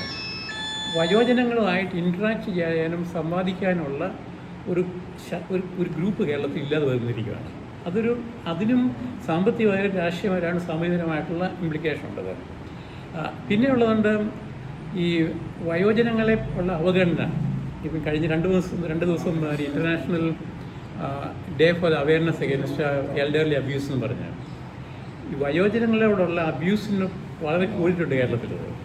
പക്ഷേ ഈ വയോജനങ്ങളുടെ ആ അബ്യൂസിനെ പറ്റിയുള്ള കാഴ്ചപ്പാട്, എന്താണ് വയോജന എക്സ്പ്ലോയിറ്റേഷൻ എന്നതിനെപ്പറ്റിയുള്ള കാഴ്ചപ്പാടും വളരെ വീക്കായിട്ട് നമുക്കുള്ളത്. അതുമാത്രമല്ല, വയോജനങ്ങളെ പറ്റിയുള്ള വിവേചനത്തെ പറ്റിയുള്ള ആ കോംപ്ലക്സിറ്റി വളരെ കൂടുതലായിട്ട് വന്നു. ഉദാഹരണത്തിന്, കേരളത്തിലെ എൽഡർലി അബ്യൂസിൻ്റെ ഏറ്റവും ഒരു പ്രധാനപ്പെട്ട ഒരു ഡയമെൻഷൻ വന്നിരിക്കുന്നത് ഫിനാൻഷ്യൽ എക്കണോമിക് ഏരിയയിലുള്ള ഡിസ്ക്രിമിനേഷനാണ്. അത് മാത്രമല്ല, പല ഇക്കണോമിക് ടൂൾസ് വന്നിട്ടുണ്ട് വയോജനങ്ങളെ ടാർഗറ്റ് ചെയ്തിട്ടുണ്ട്. ഉദാഹരണത്തിന് റിവേഴ്സ് മോർട്ട്ഗേജ് എന്നുള്ളൊരു പ്രസ്ഥാനം പലർക്കും അറിയാമായിരിക്കുമല്ലോ. പക്ഷേ മോർട്ട്ഗേജിൻ്റെ പുറകിലുള്ള സാമ്പത്തിക പ്രിൻസിപ്പിൾ എക്സ്പ്ലോയിറ്റേറ്റീവാണ്, പ്രത്യേകിച്ച് എൽഡർലി. പക്ഷെ അവരെ പ്രൊട്ടക്റ്റ് ചെയ്യാനുള്ള നിയമങ്ങളോ സംവിധാനങ്ങളോ ഇന്നിവിടെ ഇല്ലത്. അതിൻ്റെ കാരണം നമ്മുടെ ഈ റിവേഴ്സ് മോർട്ട്ഗേജ് മാർക്കറ്റ് ചെയ്യുന്ന വളരെ കൃത്യമായിട്ടൊരു പ്രസ്ഥാനമുണ്ട് കേരളത്തിൽ. ഈ റിവേഴ്സ് മോർട്ട്ഗേജ് മിക്കവാറും പ്രൊമോട്ട് ചെയ്ത് ബാങ്ക് മാനേജരാണ്, വേറെ കാര്യമായിട്ടില്ല. അതിന് കാരണം ബാങ്ക് മാനേജർക്ക് അറിയാം ആരാണ് അസറ്റ് റിച്ച്, ക്യാഷ് പുവർ. അസറ്റുണ്ട്, പ്രോപ്പർട്ടി ഉണ്ട്, വീടുകളുണ്ട്, പക്ഷേ ലിക്വിഡ് ക്യാഷിൻ്റെ കാര്യത്തിൽ എല്ലാവരും കുറവായിരിക്കും. അപ്പോൾ ഇതാണ് ആ വസ്തുതയെ എക്സ്പ്ലോയിറ്റ് ചെയ്യുന്നതാണ് ഈ റിവേഴ്സ് മോർട്ട്ഗേജ് വന്നിരിക്കുന്നത്. പക്ഷേ ഈ റിവേഴ്സ് മോർട്ട്ഗേജിനെ കൺട്രോൾ ചെയ്യാനും റെഗുലേറ്റ് ചെയ്യാനുള്ള ഒരു സിസ്റ്റം സർക്കാർ നിലവിൽ വന്നിട്ടില്ല. അതിന് കാരണം എല്ലാവർക്കും പൈസയുണ്ടോ, വെൽഫെയർ അല്ലേ. ഞാനിനി ഈ ട്രാൻസിഷനെ പറ്റിയുള്ള ഒരു എക്സാമ്പിൾ പറഞ്ഞതാണ്. ഈ രണ്ടാമത്തെ കാര്യം, വയോജനങ്ങളല്ലേ വീട്ടിൽ ഇരുന്നാൽ പോരെ. ആ ഒരു പൊതുവെ ഒരു ചിന്താധാരയുണ്ട് ഈ വയസ്സിൽ നിന്ന് വഴി നടക്കുന്നത് എന്നുള്ളത്. രണ്ടാമതുണ്ട്, ഈ പല ഇന്ത്യയിലെ പല ഭാഷയിലും വയോജനങ്ങളെ പറ്റിയും പ്രതിപാദിക്കുന്ന വാക്കുകളുണ്ട്. വളരെ ഇൻട്രസ്റ്റിംഗ്. ഞാൻ പല ഭാഷയിലെ ഇന്ത്യയിലെ പല ഭാഷയിലും വയോജനങ്ങളെ പറ്റി അവരെങ്ങനെ എഴുതുന്നുണ്ട്. ബംഗാളിയിലൊരു ഇൻട്രസ്റ്റിംഗ് ആയിട്ടുണ്ട്. വയോജനങ്ങളുടെ ചിലപ്പം ഇവർക്ക് ഡിമെൻഷ്യ വന്നിട്ട് ചിലപ്പം ഡിസോറിയൻറ്റേഷൻ വരുമല്ലോ. എല്ലാ വയോജനങ്ങളും ഇവർ വിളിക്കുന്ന ബൂഡോ ബിമൃതി എന്ന് വെച്ചാൽ വയസ്സിൻ്റെ വട്ട്, മലയാളത്തിൽ പറഞ്ഞാൽ. ഈ വയോജനങ്ങളെപ്പറ്റി നമ്മൾ പ്രതിപാദിക്കുന്ന വാക്കുകൾ എല്ലാ ഭാഷയിലും ഇത് വളരെ ഡിസ്ക്രിമിനേറ്ററിയാണ്. ഇതിനെ ചലഞ്ച് ചെയ്യാനുള്ള സാമൂഹിക രംഗത്തുള്ളതും നമ്മുടെ രാഷ്ട്രീയ രംഗത്തുള്ള ഇതിനെ ചലഞ്ച് ചെയ്ത് ഇപ്പം പലരും പറയും 80 കഴിഞ്ഞ് രാഷ്ട്രീയത്തിൽ വേണമെന്ന് ഞാൻ പറയുന്നത്. പക്ഷേ അത് വേണമെന്ന് തീരുമാനിക്കാനുള്ള ക്രൈറ്റീരിയ നമ്പരല്ല. നമ്മൾ ഇംഗ്ലീഷ് വാക്കുണ്ട് കോഗ്നിറ്റീവ് എബിലിറ്റി എന്നുള്ളത്. അതിൻ്റെ കോഗ്നിറ്റീവ് എബിലിറ്റി മലയാളം എന്തായിരിക്കും? അല്ല, കോഗ്നിറ്റീവ് എബിലിറ്റി നമ്മുടെ മനസ്സിൻ്റെ അതിൻ്റെ ശക്തി, അത് വയസ്സിലല്ല കണക്കാക്കുന്നത്. ചിലർക്ക് 80-90 ആയാലും ക്ലാരിറ്റി കാണും, വൈജ്ഞാനിക ശക്തി. പക്ഷേ ആ വൈജ്ഞാനിക ശക്തി അനുസരിച്ചായിരിക്കണം ഒരാളുടെ വാല്യൂ തീരുമാനിക്കുന്ന ഒരു ക്രൈറ്റീരിയ. അതല്ല നമ്മുടെ ഇവിടെ എത്തുന്നത്. നമ്മുടെ ഇത് കേരളത്തിലെ എല്ലാ വയോജനങ്ങളെയും അവർ താറടിച്ച് കാണിക്കുകയാണ്, രാഷ്ട്രീയത്തിൽ വരുന്നുണ്ട്. ഞാനത് നല്ലത് ശരിയെന്നല്ല നമ്മൾ, അത് വേറെ കാര്യം. ഒരു രാഷ്ട്രീയക്കാരൻ എംപവർ പോകണം, അതൊക്കെ വേറെ രാജ്യം. സോഷ്യൽ റിയാലിറ്റി, നമ്മുടെ സോഷ്യൽ റിയാലിറ്റിയെ അനലൈസ് ചെയ്യുകയാണത്. നമ്മൾ ഈ സോഷ്യൽ റിയാലിറ്റിയെ വിശകലനം ചെയ്യുമ്പോൾ അതിന് പുറകിലുള്ള ചിന്താധാര എന്ന് പറഞ്ഞാൽ all people are good for nothing. അതിനെ ചലഞ്ച് ചെയ്യാനുള്ള ഒരു രാഷ്ട്രീയ ചിന്തയോ സാമൂഹിക ചിന്തയോ നമ്മുടെ സാംസ്കാരിക നായകന്മാരോ മുന്നോട്ട് വന്നിട്ടില്ല. അതിൻ്റെ കാരണം ആ ചിന്ത ഇവിടെ ഇല്ലെന്നുള്ളതാണത്. പക്ഷേ നമ്മൾ കൃത്യമായിട്ട് നോക്കിക്കഴിഞ്ഞാൽ, ഇപ്പോൾ ഉദാഹരണം ഞാൻ വേറൊരു ഉദാഹരണം പറയാം. നോബൽ പീസ് പ്രൈസും നോബൽ സമ്മാനം നേടിയവർ എല്ലാവരും 80 കൂടുതലുള്ളവരായിരുന്നു. നമ്മൾ ഈ കോഗ്നിറ്റീവ് കപ്പാസിറ്റി ആണ് ഒരു ക്രൈറ്റീരിയ നോക്കിയാൽ. ഉദാഹരണത്തിന് ഇപ്പോൾ റിട്ടയർമെൻറ്റ് അല്ലെങ്കിൽ കോൺട്രിബ്യൂഷൻ, സോഷ്യൽ കോൺട്രിബ്യൂഷൻ ഒറ്റ ഒരു കാര്യമായിരിക്കണം, കോഗ്നിറ്റീവ് കപ്പാസിറ്റി എന്ന് വെച്ചാൽ അവരുടെ ചിന്തയുള്ള കോഹിറൻസ് ഇപ്പോഴും ഉണ്ടെന്നുള്ളത്. അതിനെ നോക്കാനുള്ള ടൂൾസ് നമുക്കുണ്ട്. പക്ഷെ ആ ടൂൾസിനെ പറ്റി ആരും പറയാറില്ല. വയസ്സും വീട്ടിലിരുന്നാൽ മതി. അതിനെ ചലഞ്ച് ചെയ്യാനുള്ള ഒരു ചിന്താധാരയോ ലീഡർഷിപ്പോ അത് വയോജനങ്ങളുടെ ഇടയ്ക്കും വന്നിട്ടില്ല, രാഷ്ട്രീയ തലത്തിൽ വന്നിട്ടില്ല. ഇതാണ് നമ്മളൊന്ന് ഈ റൈറ്റ് ബേസ്ഡ് അപ്രോച്ചിൽ വന്നാലുള്ള ഒരു സാധ്യതയെ പറ്റി എനിക്ക് പറയാനുള്ളത്. അതുപോലെ തന്നെ നമ്മൾ പറഞ്ഞു ഇക്കണോമിക് ചലഞ്ചസ് എന്ന് പറഞ്ഞു. പൊതുവേ ഉള്ളൊരു ധാരണ വയോജനങ്ങളിൽ നമുക്ക് ബാധ്യതയാണ്. ഇതിന് ഈ ബാധ്യതയെപ്പറ്റി കണക്കാക്കുന്ന ഒരു നമ്പറുണ്ട്, ഡിപ്പെൻഡൻസ് റേഷ്യോ എന്ന് പറയും. ഈ ഡിപ്പെൻഡൻസ് റേഷ്യോ എന്ന് പറഞ്ഞാൽ എത്ര പേര് ജോലി ചെയ്യുന്നു, അവരോട് എത്ര പേര് ഡിപ്പെൻഡായത് എന്നാണ് അതിൻ്റെ ഉള്ളത്. എന്ന് വെച്ചാൽ ഒരു 50 വയസ്സ് താഴെയുള്ള 100 പേര് ജോലി ചെയ്യുമ്പം അതിനകത്ത് 30 പേര് വയസ്സന്മാരും റിട്ടയർ ആയിട്ടുള്ളതാണെന്നാണ് ഒരു കണക്കുള്ളത്. പക്ഷേ ഈ ഡിപ്പെൻഡൻസ് റേഷ്യോ എന്നുള്ള കൺസെപ്റ്റ് വന്നത് വികസിത രാജ്യങ്ങളിൽ നിന്നാണ്. നമ്മുടെ കേരളത്തിലിപ്പോൾ നമ്മൾ കേരളത്തിലെ വയോജനങ്ങളുടെ വാല്യൂവിനെ കാണാൻ വേണ്ടിയിട്ട് ഈ ഇൻഡിക്കേറ്റർ ഉപയോഗപ്രദമല്ല. ഇതേപ്പറ്റി നമ്മൾ ചർച്ച കിടന്നില്ല. എന്നുവെച്ചാൽ ഡിപ്പെൻഡൻസ് റേഷ്യോ എന്നുള്ളത് വെച്ചിട്ട് കേരളത്തിലെ വയോജനങ്ങളുടെ ക്വാളിറ്റി ഓഫ് ലൈഫും കോൺട്രിബ്യൂഷനും അളക്കാൻ സാധ്യമല്ല. അങ്ങനെ അല്ലെന്നുള്ള ആ കാര്യത്തെപ്പറ്റിയുള്ള അത് നമ്മുടെ ചിന്താധാരയിൽ മുന്നോട്ട് വന്നിട്ടുമില്ലത്. ഇതാണ് ഞാൻ പറഞ്ഞത്. ഇപ്പം കോഗ്നിറ്റീവ് കപ്പാസിറ്റി മലയാളം പോലും ഞാൻ സ്ട്രഗിൾ ചെയ്താൽ എങ്ങനെയാണ് മലയാളത്തിന് ഇതിനെ എക്സ്പ്ലെയിൻ ചെയ്യാന്നുള്ളത്. കേരളത്തിലെ വയോജനങ്ങളുടെ സാമൂഹിക കോൺട്രിബ്യൂഷൻ അല്ലെങ്കിൽ അവരുടെ ഡെപ്ത്, കളക്റ്റീവ് പോസിബിലിറ്റി എന്ന് പറയുന്നതിന് നോക്കാനുള്ള ടൂൾസ് നമ്മുടെ അടുത്തില്ല. ഇത് വളരെ പ്രധാനപ്പെട്ട കാര്യമാണ്. അതിന് കാരണം വയോജനങ്ങളെ പറ്റിയുള്ള കാഴ്ചപ്പാടും ടൂളുകളും ഡെവലപ്പ് ചെയ്തത് UK-ലും US-ലും യൂറോപ്പിലായിരുന്നു. നമ്മൾ കേരളത്തിലെ വയോജനങ്ങളുടെ സാമൂഹിക പ്രതിബദ്ധതയും സാമൂഹിക കോൺട്രിബ്യൂഷനെ പറ്റി മനസ്സിലാക്കാൻ കേരളത്തിലുണ്ടാക്കേണ്ടി വരുന്നത് ഇതെങ്ങനെ കാണുന്നുള്ളത്. ഇന്ത്യയിൽ നിന്ന് പോലും വരത്തില്ല, ഡൽഹിയിൽ നിന്ന് വരത്തില്ല. അതിന് കാരണം ഇതൊരു പ്രശ്നമല്ല ഡൽഹിയിൽ. ഇതാണ് കേരളത്തിൻ്റെ വയോജനങ്ങളുടെ സാധ്യതകളെ പറയുന്നത്. ഇനി നമ്മൾ പലർക്കും ഇപ്പം കേൾക്കുന്നത് നമ്മൾ സിൽവർ ഇക്കോണമി എന്ന് പറഞ്ഞാൽ, ഈ സിൽവർ ഇക്കോണമി ആ സിൽവർ ഇക്കോണമി എന്ന് പറഞ്ഞാൽ ആ പ്രതിഭാസത്തെ നമ്മളിപ്പോൾ അൺപാക്ക് ചെയ്താൽ ഞാൻ 2-3 വാക്കുകൾ അതിനെപ്പറ്റി പറയാം. അതും നമ്മുടെ ഈ ചർച്ചയുടെ ഒരു പ്രധാനപ്പെട്ട ഭാഗമാണത്. ഈ സിൽവർ ഇക്കോണമി എന്ന് പറഞ്ഞാൽ എല്ലാ ഇക്കണോമിക് ആക്ടിവിറ്റിയും 60 വയസ്സ് കഴിഞ്ഞുള്ള നടത്തുന്നവരുടെ എല്ലാ ഇക്കണോമിക് ആക്ടിവിറ്റിയും, അതാണ് സിൽവർ ഇക്കോണമി. നമ്മൾ സൂക്ഷിച്ച് നോക്കിയാൽ ഇവരുടെ കോൺട്രിബ്യൂഷൻ എന്ന് പറയുന്നത് ഒന്ന് ദേഹ പർച്ചേസിങ് കപ്പാസിറ്റി. ഓൾറെഡി ആൾക്കാർ വാങ്ങുന്ന പ്രോഡക്റ്റുകൾ വളരെ സ്പെസിഫിക്കാണ്.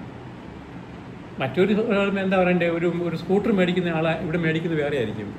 ഈ നമ്മൾ എന്താ പറയുക അസിസ്റ്റീവ് ടെക്നോളജി എന്ന് പറയും. കണ്ണാടി ഒരു അസിസ്റ്റീവ് ടെക്നോളജിയാണ്. ഊന്നുവടി അസിസ്റ്റീവ് ടെക്നോളജിയാണ്. ഇപ്പോൾ ഊന്നുവടി തന്നെ വളരെ സൊഫിസ്റ്റിക്കേറ്റഡ് ആണ്. ചില ഊന്നുവടികൾ അലാം എന്താ പറയുക ട്രിഗർ ചെയ്യുന്ന സെൻസറുള്ള അങ്ങനത്തെ അലാമുണ്ട്. ഒരു 28ഓളം ടെക്നോളജികൾ നമ്മൾ ബ്രോഡ്ലി പറയുന്നതാണ് അസിസ്റ്റീവ് ടെക്നോളജി എന്ന് പറയുന്നത്. ഉദാഹരണത്തിന് വീൽ ചെയർ. ഓസ്ട്രേലിയ ഞങ്ങൾക്ക് 3 തരത്തിലുള്ള വീൽ ചെയറുണ്ട്. ഒന്ന് സവാരിക്ക് പോകാനുള്ള വീൽ ചെയർ, പുറത്ത് പോകാനുള്ളത്. 2 വീട്ടിൽ ഉപയോഗിക്കാവുന്ന വീൽ ചെയർ. 3 കുളിക്കാൻ പോകുമ്പോൾ ഉപയോഗിക്കുന്ന വീൽ ചെയർ. ഇതിനെല്ലാത്തിനും ഫങ്ഷണലി ഡിഫറൻസ് ഉണ്ട്. കുളിക്കാൻ പോകുമ്പോൾ തെറ്റരുത്, വെള്ളം ഒഴുകി പോകണം, അതിൻ്റെ ഫ്ലെക്സിബിലിറ്റി ഉണ്ട്. മറ്റത് കൺട്രോൾ ചെയ്യാൻ പറ്റിയതാണ് പുറത്ത് പോകുന്നത്, സെൽഫ് കൺട്രോൾ. ഞാൻ പറഞ്ഞത് ഈ അസിസ്റ്റീവ് ടെക്നോളജി ഒരു പ്രത്യേക സാമ്പത്തിക എന്താ പറയുക ഇക്കണോമിക് ആക്ടിവിറ്റി ഉയർന്നു വരുവാണത്. അപ്പോൾ അതിൻ്റെ ഉപഭോക്താക്കൾ എന്ന് പറഞ്ഞ വയോജനങ്ങളാണ്. ഇതൊരു ഉദാഹരണമാണ്. രണ്ടാമതെന്ന് പറഞ്ഞാൽ പല വയോജനങ്ങളും നമ്മൾ ഈ വയോജനങ്ങളെ പറ്റി കണക്കാക്കുന്ന റിട്ടയർമെൻറ്റ് കോണ്ടെക്സ്റ്റിലാണ്. കേരളത്തിൽ എത്ര % ആൾക്കാർ റിട്ടയർ ചെയ്യുന്നുണ്ട്? 5, 6, 7 വരെ ആൾക്കാർ റിട്ടയർമെൻറ്റ് സർക്കാർ ജോലിയിൽ നിന്ന് റിട്ടയർ ചെയ്യുന്നുള്ളൂ. നമ്മൾ കാർഷിക മേഖലയിൽ എടുത്തു കഴിഞ്ഞാൽ കാർഷിക തൊഴിലാളികൾ ആരും റിട്ടയർ ചെയ്യുന്നില്ല. ഒരു കർഷക തൊഴിലാളി റിട്ടയർ ചെയ്യുന്നില്ല. അവർ മിക്കവാറും മരിച്ചു വീഴുന്നതും നെല്ലൊക്കെ പുല്ലി ചെത്തി തിരിച്ചു വന്ന് വീട്ടിൽ മരിക്കുക ചെയ്യുന്നത്. ആ പ്രതിഭാസത്തെ കാർഷിക മേഖലയിലുള്ളതും നമ്മുടെ ഗ്രാമീണ മേഖലയിലുള്ള വയോജനങ്ങളുടെ ആ റിട്ടയർമെൻറ്റ് പ്രോസസ്സിനെ പറ്റി നമ്മൾ വേണ്ട വിധത്തിൽ നോക്കിയിട്ടില്ല കേരളത്തിൽ. അത് കേരളത്തിൽ നോക്കാനൊക്കെ മറ്റുണ്ടെന്നത് ഇതിൻ്റെ സാമ്പത്തികവും അതിൻ്റെ ഇൻ്റലക്ച്വൽ അതിൻ്റെ ഡേറ്റയും വരാൻ പോകുന്നുള്ളത്. അപ്പം ഇങ്ങനെയുള്ള ഞാൻ അതിൻ്റെ ആ സിൽവർ ഇക്കോണമിയെ പറ്റി ചെറിയ ഉദാഹരണം പറയുകയാണത്. പിന്നെ ഈ സിൽവർ ഇക്കോണമി വേറെ ഉണ്ടത്. വയോജനങ്ങളെ നോക്കാൻ ഇപ്പോൾ ആൾക്കാർ വേണം. അതൊരു ഇൻഡസ്ട്രിയാണ്, കെയർ ഇൻഡസ്ട്രി വന്നു. അപ്പോൾ കെയർ ഇൻഡസ്ട്രിയിലുള്ളവർക്ക് ജോലി കൊടുക്കുന്നുണ്ട്. അപ്പോൾ ഇപ്പോഴുള്ള 700ഓളം വയോജന മന്ദിരങ്ങളിൽ ചുരുങ്ങിയത് 10,000 ആൾക്കാരുണ്ട്. അതൊരു ജോലി സാധ്യതയാണ്. ആ ജോലിയുടെ വാല്യൂ, അതിൻ്റെ ക്രെഡിറ്റ്, അതൊക്കെ വേറൊരു കാര്യം. പക്ഷേ ജോലി വരുന്നവരാണ്, വയോജനങ്ങൾ കാരണം ജോലി ഉണ്ടാക്കുന്നതാണ്. അതുപോലെ കേരളത്തിൽ ഈ എന്താ പറയുക റിട്ടയർമെൻറ്റ് ഹോംസ് വരുന്നുണ്ട്. റിട്ടയർമെൻറ്റ് ഹോംസിൻ്റെ ഇക്കണോമിക് ഇൻവെസ്റ്റ്മെൻറ്റാണത്. ഇറ്റ്സ് എ റിയൽ ഇൻവെസ്റ്റ്മെൻറ്റാണ്. ഇപ്പോൾ നമ്മുടെ മോർഗേജ് അല്ല റിയൽ എസ്റ്റേറ്റ് ഇൻവെസ്റ്റ്മെൻറ്റ്, അത് വയോജനങ്ങളെ മാത്രം കോൺസെൻട്രേറ്റഡാണത്. അത് സിൽവർ ഇക്കോണമിയുടെ ഒരു ഉദാഹരണമാണ്. അത് പക്ഷേ നമ്മൾ കാണുന്നില്ലത്. പിന്നെ വേറെ ഒന്നുണ്ട്, വയോജന മന്ദിരങ്ങൾ, വയോജന സദനങ്ങൾ, ഈ ആ വെൽഫെയർ ആയിട്ടുള്ള സംവിധാനങ്ങളുണ്ട്. ഈ സംവിധാനങ്ങളെല്ലാം അതിനെ നമ്മൾ കൃത്യമായിട്ട് ഡിഫൈൻ ചെയ്തിട്ടില്ല. അതൊരു ഇൻഡസ്ട്രിയാണോ, അതൊരു ഹോസ്റ്റലാണോ, ഹോസ്പിറ്റലാണോ, വേഗവുമാണ്, ഇതേപ്പറ്റിയുള്ളൊരു ഡെഫിനേഷൻ വന്നിട്ടില്ല. അതിനുള്ള കോൺസിക്വൻസ് വേറെ ഉണ്ട്. ഇത് സപ്പോസ് ഒരു ഇൻഡസ്ട്രി ആയിട്ട് ഡിക്ലെയർ ചെയ്യുന്നതായിരിക്കും. അങ്ങനെയാണെങ്കിൽ ബാങ്കുകാർ ലോൺ കൊടുക്കും. നമ്മൾ വയോജനങ്ങളെ പറ്റിയുള്ള നമ്മൾ മുൻകാല കാഴ്ചപ്പാട് വരുമ്പം ഈ വയോജനങ്ങളെ പറ്റിയുള്ള എങ്ങനെ അവരെ നോക്കൂ എന്നുള്ളതിനെ പറ്റിയുള്ള ഇക്കണോമിക്സ് ഓഫ് ഏജിങ്ങിനെ പറ്റിയുള്ള നോക്കുമ്പോൾ സെർട്ടൺ പെർസെൻറ്റേജ് വരുന്ന പ്രൈവറ്റ് സെക്ടറിലാണ് വരുന്നത്. ഞാൻ ചൈനയിൽ എക്സ്റ്റൻസീവ് ആയിട്ട് വയോജനങ്ങളുടെ ഓൾഡ് ഏജ് ഹോം ഞാൻ പോയി കണ്ടിട്ടുണ്ടത്. അത് കണ്ടപ്പോൾ എനിക്ക് തോന്നുന്നുണ്ടായി, ഒരു 10-20 വർഷം മുമ്പ് കേരളത്തിൽ നമ്മൾ രാവിലെ യാത്ര ചെയ്യുകയാണെങ്കിൽ ഈ സ്കൂൾ കുട്ടികൾ യൂണിഫോം ഇട്ട് പോകുന്ന കാണാം. ഇന്ന് കാണത്തില്ല, ഇന്നെല്ലാവരും ബസ്സിലാണ് പോകുന്നത്, വേറെ കാര്യം. 20 വർഷം മുമ്പ് രാവിലെ നമ്മൾ കാണുന്ന 8 മണിക്കാണ്ട് പിള്ളേർ ഇങ്ങനെ സ്കൂളിലേക്ക് നടന്നു പോകുന്ന യൂണിഫോം ഇട്ട് പോകുന്ന കാഴ്ച ഉണ്ടായിരുന്നു. ചൈനയിൽ ഇപ്പം പോയാൽ കാണുന്നറിയാം, വയോജനങ്ങൾ രാവിലെ എക്സസൈസ് പോകുന്ന കാണിച്ചായിരുന്നു. ഞാൻ അന്നേരം അത് കണ്ടപ്പോൾ ഞാനിത് ആലോചിച്ചത്. വയോജനങ്ങളുടെ അവിടുത്തെ പൊതു സ്ഥലങ്ങളിൽ, നമ്മുടെ ഇവിടുത്തെ പഞ്ചായത്തുകൾ പറയുന്ന പോലെ അവിടുത്തെ പൊതുസ്ഥലങ്ങളിൽ വയോജനങ്ങളുടെ കൂട്ടായ്മയുണ്ടത്. അത് മ്യൂസിക് ബാൻഡ്, ഡാൻസ്, വയോജനങ്ങളുടെ ഡാൻസ് പാർട്ടി, നമ്മൾ ഉദ്ദേശിക്കാവുന്ന എല്ലാ ആക്ടിവിറ്റിയും രാവിലെ അവരുടെ പഞ്ചായത്തിലെയും ആ കൗൺസിലിൻ്റെയും സ്ഥലം മുഴുവൻ എടുക്കുകയാണ്. മ്യൂസിക് നടത്തുന്നു, ഡാൻസ് നടത്തുന്നു, അവരുടെ വാക്കത്തോട് നടത്തുന്നു. നമ്മൾ എന്തെല്ലാം ആലോചിക്കാം അതിൻ്റേതായ വയോജനങ്ങൾ നടത്തുന്നുണ്ട്. പക്ഷെ ഞാനന്നേരം ആലോചിച്ചത്, നമ്മുടെ കേരളത്തിലെ കുട്ടികൾ സ്കൂളിൽ പോകുന്ന പോലെയാണ് വയോജനങ്ങളുടെ ആ ഷിഫ്റ്റ് സോഷ്യലി ഉണ്ടായിരിക്കുന്നത്. എഗെയിൻ നമ്മൾ വയോജനങ്ങളുടെ സിൽവർ ഇക്കോണമി എന്ന് പറഞ്ഞാൽ പല രാജ്യങ്ങളിലും ഈ ഇൻഹെറിറ്റൻസ് ടാക്സ് ഉണ്ട്. ഒരു എൽഡർലി പേഴ്സൺ മക്കൾക്ക് ഇൻഹെറിറ്റൻസ് ആയിട്ട് കൊടുത്തു കഴിഞ്ഞാൽ പല രാജ്യങ്ങളിൽ ടാക്സ് ഉണ്ട്. ഇത് നമ്മുടെ ഇവിടെ വരാൻ പോകുന്ന സംഭവമാണ്, ഇൻഹെറിറ്റൻസ് ടാക്സ് വരാൻ പോകും. തീർച്ചയായിട്ടും വരും. കാരണം ഇതൊരു സിഗ്നിഫിക്കൻറ്റ് റിസോഴ്സാണ്. അപ്പൻ മക്കൾക്ക് കൊടുക്കുന്ന ആ റിസോഴ്സ് നമ്മൾ പറയുന്നത് വീതിച്ചു കൊടുക്കാമെന്ന് പറയും. ഇഷ്ടദാനത്തിന് ഒരു റിസോഴ്സാണത്, അതിന് ടാക്സ് വരും. It's A matter of time. നമ്മൾ നോക്കുമ്പോൾ അതിന് കാരണം. പക്ഷേ ഇതിന് വേറൊരു ചിന്ത വന്നിട്ടുണ്ട്. മക്കൾക്ക് കൊടുക്കുകയാണെങ്കിൽ ടാക്സ് ചെയ്യാം, പക്ഷേ ചെറുമക്കൾക്ക് കൊടുത്താൽ ടാക്സ് ഇല്ല. ഞാനെൻ്റെ പുതിയ ഈ സിൽവർ ഇക്കോണമിയെ പറ്റിയുള്ള പുതിയ ചിന്ത വരുന്നതിനെ പറ്റി ഞാൻ പറഞ്ഞത്, ടാക്സും ഓൾഡ് ഏജുമായിട്ട് വളരെ സ്ട്രോങ് ആയിട്ടുള്ളൊരു വരാൻ പോകുന്നത്. കാരണം ഒന്നിവരെ നോക്കാനുള്ള പൈസ വേണം. അത് മാത്രമല്ല, വയോജനങ്ങളുടെ ഇടയ്ക്കുള്ള റിസോഴ്സിനെ പറ്റി നമുക്ക് വലിയ കാഴ്ചപ്പാടില്ല. ടാക്സുകളല്ല, വലിയ ടാക്സ് കൊടുക്കുന്നില്ല. ഇത് ടാക്സ് ഡിപ്പാർട്ട്മെൻറ്റ് വയോജനങ്ങളുടെ കുറേ വരാൻ പോകും. ഏറ്റവും പ്രധാനമായിട്ട് വരുന്നത് ഈ ഇൻഹെറിറ്റൻസ് ടാക്സിലാണ് വരാൻ പോകുന്നത്. പക്ഷെ അന്നേരം നമ്മൾ വേറൊരു മുന്നോട്ട് വെച്ചത്, let them give it to the young generation. അതിനൊരു ഫിലോസഫി ഉണ്ട് പറയുന്നത്. ഈ മക്കൾ എന്ന് പറയുന്നത് അവർ ഏകദേശം ഫിനാൻഷ്യലി സെറ്റിൽഡായി. Give it to the young generation, it's a capital foundation for them. അതിൻ്റെ ഇക്കണോമിക് ബെനിഫിറ്റ് 10 മടങ്ങായിട്ട് വരും. ഞാൻ ഉദാഹരണം പറഞ്ഞാണ് ഈ സിൽവർ ഇക്കോണമിയിലുള്ള കാഴ്ചപ്പാട് എങ്ങനെ മാറിക്കൊണ്ടിരിക്കുന്നത്. ഉദാഹരണം പറഞ്ഞാണ്. ഇതുപോലെ തന്നെ വരുന്നുണ്ട് ഈ ഓക്കെ. പിന്നെ വേറൊന്ന് പറയാനുള്ളത്, ഞാനത് ആദ്യം തുടങ്ങിയപ്പോൾ ഞാൻ ഒരു കാര്യം പറഞ്ഞായിരുന്നു. ഈ സ്ത്രീകളുടെ ഇടയ്ക്കാണ് ഈ ഡിമെൻഷ്യ കൂടാനുള്ളത്. അപ്പോൾ ഈ ഡിമെൻഷ്യ കൂടാനുള്ളതിൻ്റെ കാരണത്തെപ്പറ്റി ഒരു ഹൈപ്പോത്തിസാണ്, തിയറിയായിട്ട് പ്രൂവ് ചെയ്തിട്ടില്ല. ഒരു ഹൈപ്പോത്തിസാണ് കേരളത്തിലെ സ്ത്രീകളുടെ ഇൻ്റലക്ച്വൽ ഓപ്പർച്യൂണിറ്റി കുറവാണെന്നുള്ളത്. സംസാരിക്കുക, സമ്മതത്തിൽപ്പെടുക, അതിനുള്ള സാധ്യത കുറവാണ്. അത് ഞാൻ ലിങ്ക് ചെയ്തു. പകൽ വീടുകളെല്ലാം പുരുഷ വീടാണ്, സ്ത്രീകൾക്കില്ലെന്നുള്ളത്. ഒന്ന്, ഇപ്പോൾ അംഗൻവാടികളിലും അതൊരു അമ്മ വീടാക്കി മാറ്റാമെന്നുള്ളത്. കാരണം ഈ ഇൻ്റർ ജനറേഷണൽ എക്സ്ചേഞ്ച്, കൊച്ചുകുട്ടികളും വയോജനങ്ങളുമായിട്ടുള്ള ഇൻട്രാക്ഷൻ, ഒരു ഇൻ്റലക്ച്വൽ എന്താ പറയുക, ഒരു സ്റ്റിമുലേഷൻ, ഒരു ഇൻ്റലക്ച്വൽ സ്റ്റിമുലേഷൻ, അത് നമ്മൾ കണ്ടിട്ടുണ്ടത്. ഇത് ഒരു പ്രധാന കാരണമാണ്. അത് പക്ഷേ ഇതൊരു വെൽഫെയർ ഓറിയൻറ്റഡ് ആണെങ്കിൽ ഈ സംഭവം വരത്തില്ല. അവിടെയാണ് റൈറ്റ്സ് ഓഫ് എൽഡർ എന്നുള്ള ആ ഷിഫ്റ്റ് വരണമെന്ന് ഞാൻ പറയാനുള്ള ഒരു കാരണം. പിന്നെ അത് വേറൊരുണ്ടത്, ഇപ്പം കേരളത്തിൽ സ്കൂളുകളും കോളേജുകളും ഇഷ്ടം എല്ലാ മുക്കിലും മൂലയിലുണ്ട്. കേരളത്തിലെ എല്ലാ അധ്യാപകരോടും പറയാം, നിങ്ങൾ എന്ത് സബ്ജക്റ്റ് പഠിപ്പിക്കുന്നോ ആ സബ്ജക്റ്റിൻ്റെ ഒരു ഷോർട്ട് കോഴ്സ് 5 ദിവസത്തേക്ക്, ഒരാഴ്ചത്തേക്ക് വയോജനങ്ങളെ പഠിപ്പിക്കുക. എന്തുകൊണ്ടാണ് ഈ ലൈഫ് ലോങ് ലേണിംഗ് എന്നുള്ള കാര്യം പറയാനുള്ള കാരണം, ഈ ഡിമെൻഷ്യയുടെ ഒരു മരുന്നെന്ന് പറയുന്നത് കീപ്പ് യുവർ ബ്രെയിൻ ആക്റ്റീവ്. അത് പക്ഷേ കേരളത്തിൽ ഒരു സർക്കാർ ഇതിന് പൈസ ഇൻവെസ്റ്റ് ചെയ്യാൻ പോകുന്നില്ല. എല്ലാവരും പഠിപ്പിക്കാൻ വേണ്ടി ഒരു വയോജനങ്ങളുടെ യൂണിവേഴ്സിറ്റി തുറക്കാൻ പോകുന്നില്ല. പക്ഷേ ഇതിന് നമ്മൾ എങ്ങനെ ചെയ്യാം? എല്ലാ എക്സിസ്റ്റിംഗ് ഫാക്കൽറ്റി അവരൊരാഴ്ച, ഒരു വർഷത്തിൽ ഒരു ആഴ്ചത്തേക്ക് ഒരു വയോജനങ്ങൾ ഒരു ക്ലാസ് കൊടുക്കുക, അത് ഫ്രീ ആയിട്ട് ചെയ്ത് കൊടുക്കുക, അവരുടെ സോഷ്യൽ കോൺട്രിബ്യൂഷൻ. ഇങ്ങനെ വെച്ചാൽ ഈ ഇൻ്റർവെൻഷൻ മാത്രം വെച്ചാൽ ഈ ഇൻ്റലക്ച്വൽ സ്റ്റിമുലസ് വന്നു കഴിഞ്ഞാൽ നമ്മൾ ഡിമെൻഷ്യ വരുന്ന ട്രീറ്റ്മെൻറ്റിനുള്ള ആ മരുന്നിൻ്റെ കോമ്പൻസേറ്റ് ചെയ്യാൻ ഒക്കും. ഇങ്ങനെ നമുക്ക് പല ഐഡിയാസ് കൊണ്ടുവരാൻ ഒക്കും. പക്ഷേ ഇങ്ങനത്തെ ഐഡിയയെ പറ്റി ചിന്തിക്കണമെങ്കിൽ വയോജനങ്ങളുള്ള കാഴ്ചപ്പാട് അവരുടെ റൈറ്റായിട്ട് കാണണം, നോട്ട് ആസ് എ വെൽഫെയർ. ഇതാണ് ഞാൻ ഈ കഥയുടെ മൊത്തത്തിൽ ഇങ്ങനെ പറഞ്ഞു വരുമായിരുന്നത്. പിന്നെ വേറൊന്നുണ്ട്, ഈ നമ്മുടെ സിൽവർ ഇക്കോണമിയുടെ ഓപ്പർച്യൂണിറ്റി എന്താണെന്ന് ഇതുവരെ കണ്ടിട്ടില്ല. ഈ വേൾഡ് ബാങ്ക് ഇതേപ്പറ്റി ഗ്ലോബലി ഒരു സ്റ്റഡി നടത്തിയിട്ടുണ്ട്, ഈ സിൽവർ ഇക്കോണമിയുടെ കോൺട്രിബ്യൂഷൻ എന്താണെന്നുള്ളത്. അവർ പറയുന്നത് ഈ എൽഡർലി ആൾക്കാരുടെ purchasing capacity 40% purchasing capacity elderly ആൾക്കാരുടെ അടുത്താണ് ഒരു സമൂഹത്തിൽ. വളരെ സിഗ്നിഫിക്കൻ്റ് ആണ്. പക്ഷെ അവർ മേടിക്കുന്ന പ്രോഡക്റ്റ് വളരെ സ്പെസിഫിക് ആയിരിക്കും. ഇപ്പോൾ യങ്സ്റ്റേഴ്സ് പോയി തോന്നുന്നൊക്കെ മേടിച്ചുകൊണ്ട് വരും. പക്ഷേ എൽഡർലിയുടെ പ്രൊക്യൂർമെൻറ്റ് എന്ന് പറയുന്നത്, ഒന്ന്, അവർക്ക് ബ്രാൻഡ് ലോയൽറ്റി ഉണ്ടായിരിക്കുന്നത്. ഒരു സാധനം മേടിച്ചാൽ, ഒരു കമ്പനി മേടിച്ചാൽ അത് തന്നെ അവർ തുടരുന്നത്. അപ്പോൾ ഇങ്ങനെ ഇതിനകത്തുള്ള ഒരു സംഭവമാണിത്. രണ്ടാമത്തേത് പറഞ്ഞിരിക്കുന്നത്, ഈ ഫാമിലി ഒബ്ലിഗേഷനായിരിക്കും ഒരു പർച്ചേസിൻ്റെ ഒരു ഇമ്പറ്റസ്. സ്വന്തം ആവശ്യത്തിന് മാത്രമായിരിക്കില്ല, ഒരു ഫാമിലി ഒബ്ലിഗേഷൻ വേണ്ടിയിട്ട് കൂടി ആയിരിക്കാം ഇവർ പർച്ചേസ് നടത്തുന്നത്. അപ്പം എന്ത് പ്രോഡക്റ്റ് ആയിരിക്കും വയോജനങ്ങളെ ടാർഗറ്റ് ചെയ്യുമെന്ന് പറഞ്ഞാൽ, ഒന്ന് എന്താ പറഞ്ഞത്, പെട്ടെന്ന് വരുന്ന അവരുടെ ഉപയോഗത്തിന് മാത്രമല്ല, ഫാമിലി ഓറിയൻറ്റഡ് പ്രോഡക്റ്റ് ആയിരിക്കും. അപ്പോൾ ഈ പ്രോഡക്റ്റ് വയോജനങ്ങളെ പറ്റി ടാർഗറ്റഡ് ആയിട്ടുള്ള പ്രോഡക്റ്റുകൾ വരാൻ തുടങ്ങും. വയോജനങ്ങളെ മാത്രമായിട്ടുള്ള പ്രോഡക്റ്റുകൾ, അതിൻ്റെ മാർക്കറ്റിംഗ് ആൾക്കാർ, അതിന് വേണ്ടി നടത്താനുള്ള ആൾക്കാർ, ഷോപ്പിംഗ് സെൻറ്ററുകൾ, ഇതൊക്കെ ഈ സിൽവർ ഇക്കോണമിയുടെ ഒരു ഭാഗമായിട്ടുള്ളതാണിത്. ആൻഡ് ഓൾസോ നമ്മൾ പൊതുവെ നോക്കിക്കഴിഞ്ഞാൽ ഈ സിൽവർ ഇക്കോണമി കോൺട്രിബ്യൂട്ട് ചെയ്യുന്നതെന്ന് ഹെൽത്ത് കെയർ സെക്ടറിൽ, ഹോസ്പിറ്റലിൽ പ്രധാനമായിട്ടും വരാൻ പോകുന്ന വയോജനങ്ങളായിരിക്കും.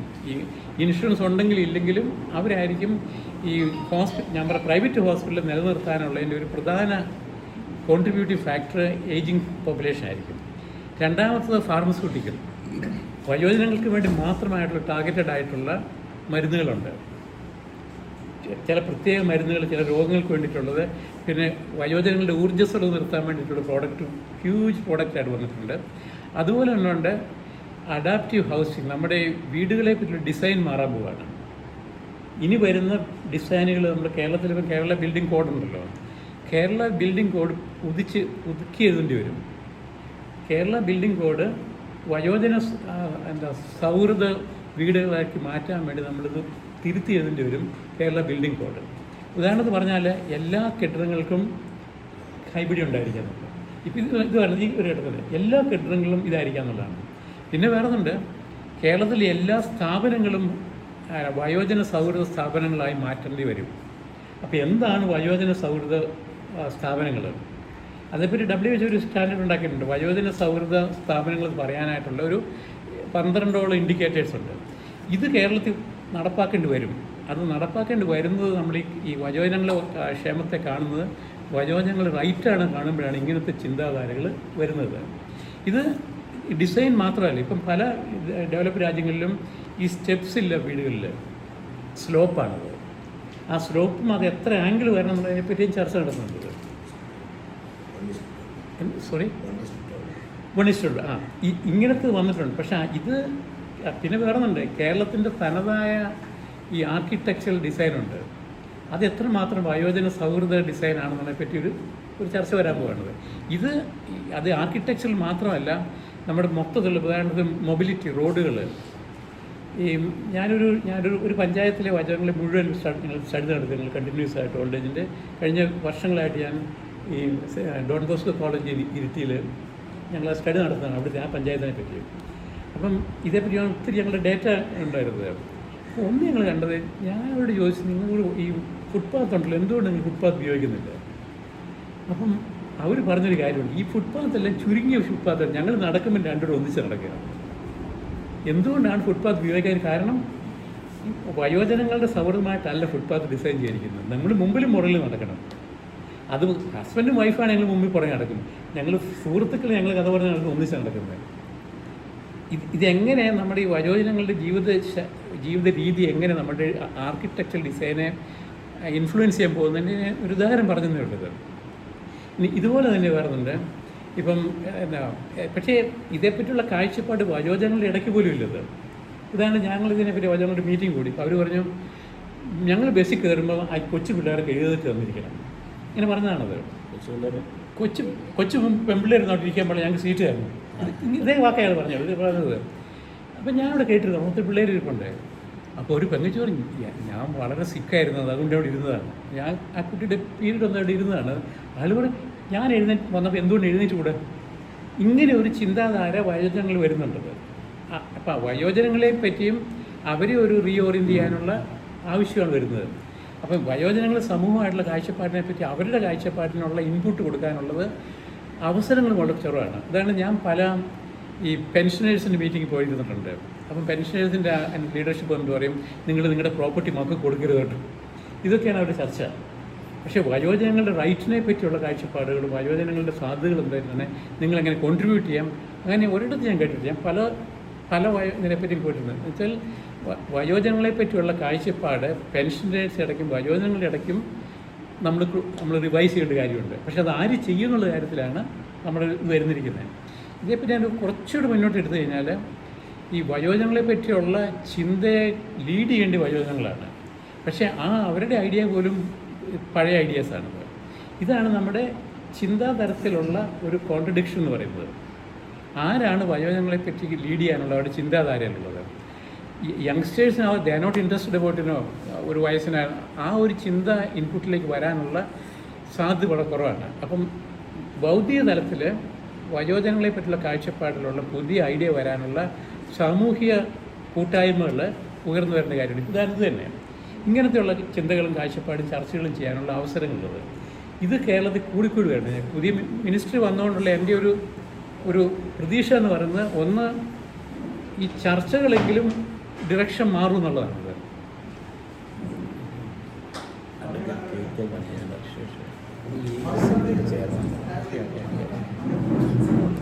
സാറേ മുന്നോട്ട് വരും.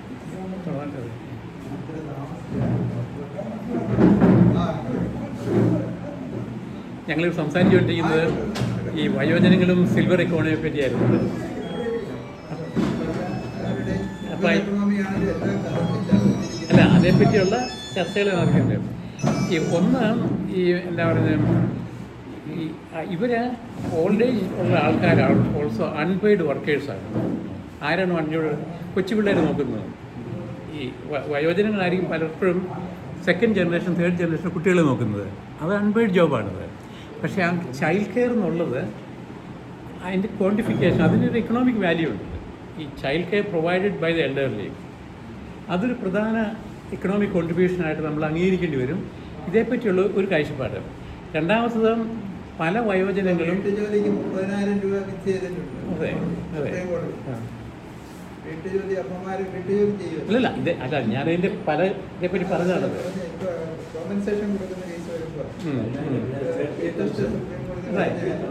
ഒരു വീട്ടമ്മയുടെ വർക്ക് ചെയ്യുന്നുണ്ട്. അപ്പോൾ ഒരു കോമ്പൻസേഷൻ അവാർഡ് ചെയ്യുന്നതിനകത്ത് പണ്ട് ഇത് കൺസിഡർ ചെയ്യല്ലേ? ഇപ്പോൾ അതുകൊണ്ട് അല്ല ഇതൊന്നും ഇപ്പം അത് ക്വാണ്ടിഫൈ ചെയ്തിട്ട് 30,000 രൂപ. അല്ല നമ്മളിത് പറഞ്ഞത് ഈ വയോജന ആ പ്രസ്ഥാനത്തിൽ 60 വയസ്സിലുള്ള 60 കൂടുതലുള്ള എല്ലാ ഇക്കണോമിക് ആക്ടിവിറ്റിക്കാണ് നമ്മൾ ഈ സിൽവർ എക്കോണമി എന്ന് പറയുന്നത്. അപ്പോൾ അതിനെ ഞാൻ അൺപാക്ക് ചെയ്തിങ്ങനെ തുറന്നു നോക്കുകയാണ് ഇത്. ഒന്ന് എൻ്റെ ജെൻഡർ ഇക്വാലിറ്റികൾ, ഇതിന് 3 മേജർ ഇൻഡസ്ട്രിയിലാണ് വരുന്നത്. ഹൗസിംഗ് ഇൻഡസ്ട്രി വരാൻ പോവുകയാണ്, ഫാർമസ്യൂട്ടിക്കൽ ഇൻഡസ്ട്രിയിൽ, ഹോസ്പിറ്റൽ ഇൻഡസ്ട്രി, പിന്നെ ഞാൻ പറഞ്ഞു ബാങ്കിങ് ഇൻഡസ്ട്രി വരുന്നതിനെ പറ്റി ഞാൻ ആദ്യമേ അതിൻ്റെ ഉദാഹരണം പറഞ്ഞു. അപ്പോൾ ഈ ഓരോ ഇൻഡസ്ട്രിയിലും വയോജനങ്ങളെ പറ്റിയുള്ള കാഴ്ചപ്പാട് വരണമെങ്കിൽ ഏറ്റവും പ്രധാനപ്പെട്ട നമ്മുടെ ലേബർ ലോസിനെ റിവൈസ് ചെയ്യേണ്ടി വരും. ഞാൻ എക്സ്പ്ലെയിൻ ചെയ്യാം എങ്ങനെയാണെന്നുള്ളത്. ആരാണ് വർക്കർ? നമ്മുടെ വർക്കറിനെ പറ്റിയുള്ള കാഴ്ചപ്പാടുന്നത് 9 to 5 മൺഡേ ടു ഫ്രൈഡേ. സാധാരണ ഒരു വർക്കറിന് പറയണമെങ്കിൽ മൺഡേ ടു ഫ്രൈഡേ ഒരു 8 മണിക്കൂർ ജോലി ചെയ്യിക്കണം മിനിമം. ആ കാഴ്ചപ്പാട് നമ്മൾ എന്തുകൊണ്ടായിരിക്കണം 8 മണിക്കൂർ? ഒരു വയോജനത്തിൽപ്പെട്ട ഒരാൾ ആഴ്ചയിൽ 3 ദിവസം ജോലി ചെയ്യുന്നുള്ളൂ, രാവിലെ 9 മുതൽ 12 വരെ ജോലി ചെയ്യുന്നുള്ളൂ. എന്തുകൊണ്ട് ആ ആളെ ഒരു വർക്കറായിട്ട് ക്ലാസിഫൈ ചെയ്തുകൂടാ? കാരണം നമ്മുടെ വർക്ക് പ്ലേസ് ഇൻഷുറൻസ് വേണം, അവിടെ ഓഫീസ് സ്ഥലത്ത് ഉരുണ്ട് വീണു, അപ്പോൾ ഇൻഷുറൻസ് വേണം. അവിടെയാണ് ഈ ലേബർ ലോസിനെ റിവൈസ് ചെയ്യേണ്ട ആവശ്യം വരുന്നത്. വർക്കർ എന്ന് പറഞ്ഞാൽ അത് ടൈം വൈസ് ആയിരിക്കരുത്, അതിൻ്റെ കംപ്ലീറ്റ് ആയിട്ട് ചെയ്തെങ്കിലേ വയോജനങ്ങൾക്ക് സാമ്പത്തിക ഇതിൽ കോൺട്രിബ്യൂട്ട് ചെയ്യാനൊക്കെയുള്ളൂ. എന്നുവെച്ചാൽ അവർക്ക് ചെയ്യണമെങ്കിൽ ഇപ്പോഴും ചെയ്യാത്തതിൻ്റെ കാരണം നമുക്ക് ഇൻഷുറൻസിൻ്റെ കാര്യത്തിൽ ഏറ്റവും പ്രധാനം വരുന്നത് എൽഡർലി പേഴ്സണ് ഇൻഷുറൻസ് കവറേജ് കിട്ടത്തില്ല. അതിന് കാരണം അയാൾ വർക്കറല്ല, റിട്ടയർ എന്നുള്ളതാണ്.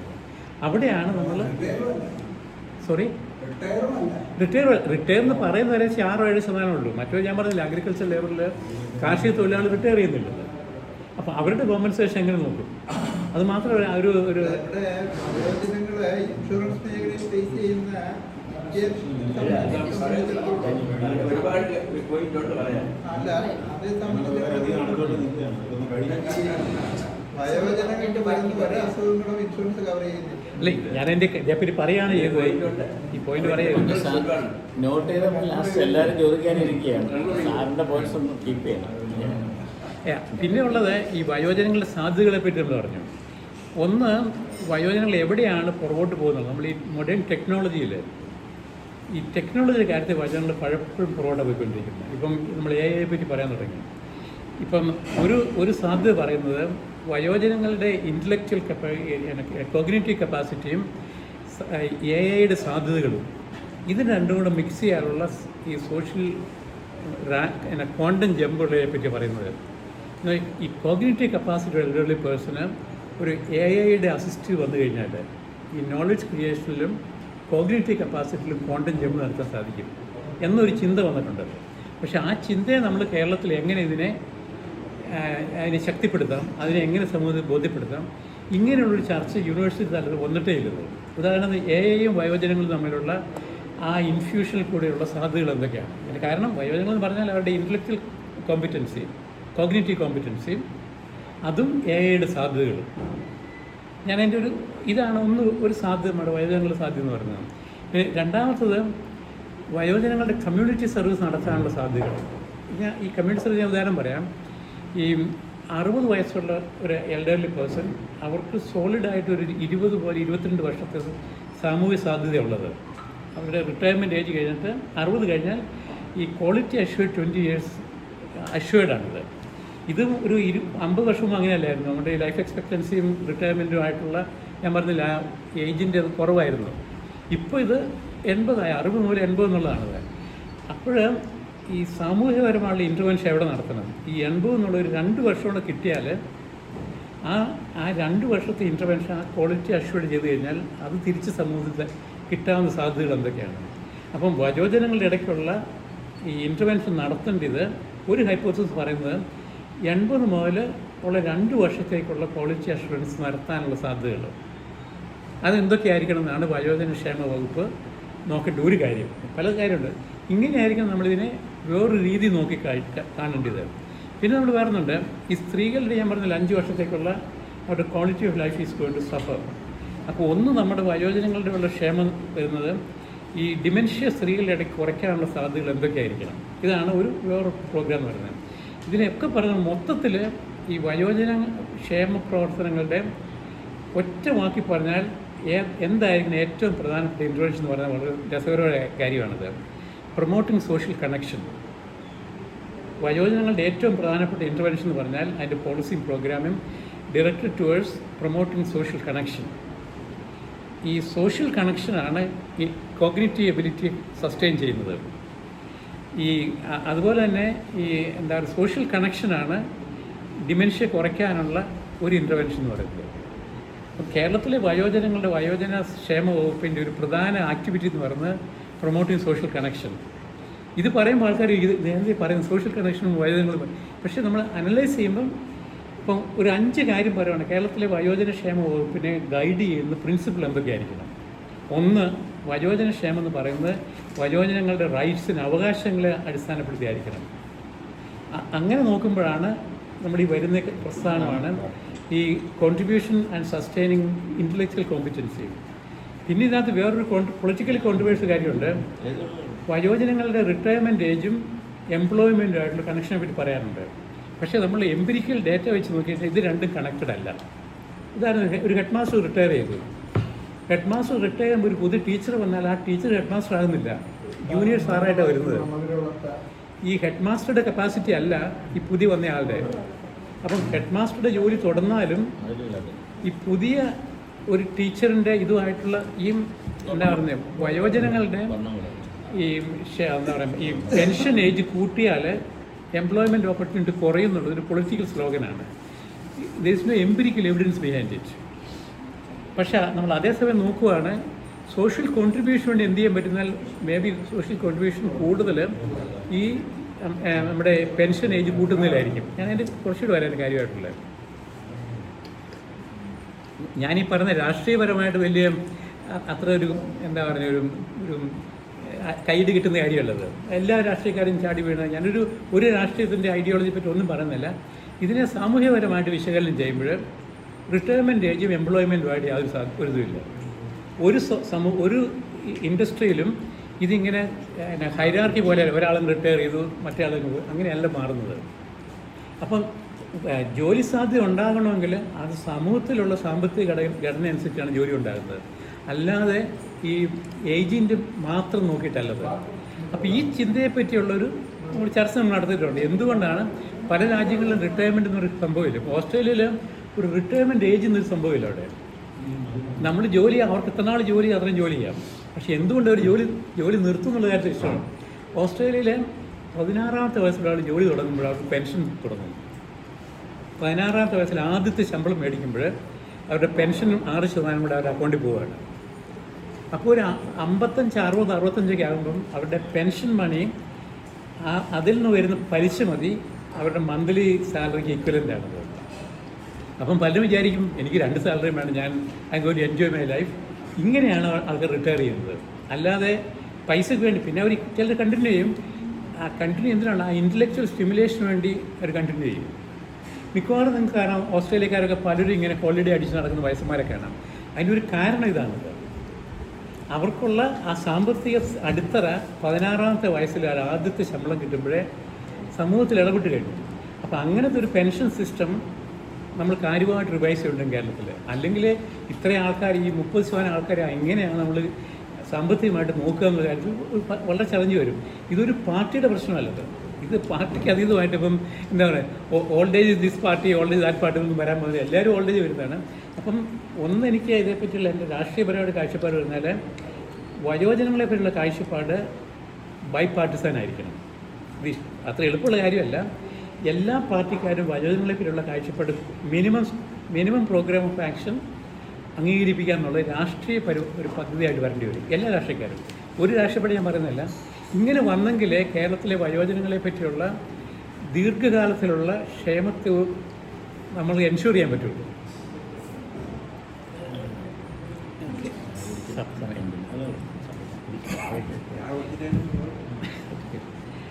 പിന്നെ ഞാൻ ഇടയ്ക്ക് മുമ്പ് പറഞ്ഞായിരുന്നു ഈ സൂപ്പർ ഏജിങ്ങിൻ്റെ പൊളിറ്റിക്സിനെ പറ്റി. ഈ യൂറോപ്പിലൊക്കെ ഗ്രീൻ പാർട്ടി ഉണ്ട്. എൻവയോൺമെൻറ്റൽ ഇഷ്യൂസ്, എൻവയോൺമെൻറ്റൽ പ്രൊട്ടക്ഷൻ ഒരു രാഷ്ട്രീയ പ്രശ്നമായിട്ട് മാറിയിട്ടുണ്ട്.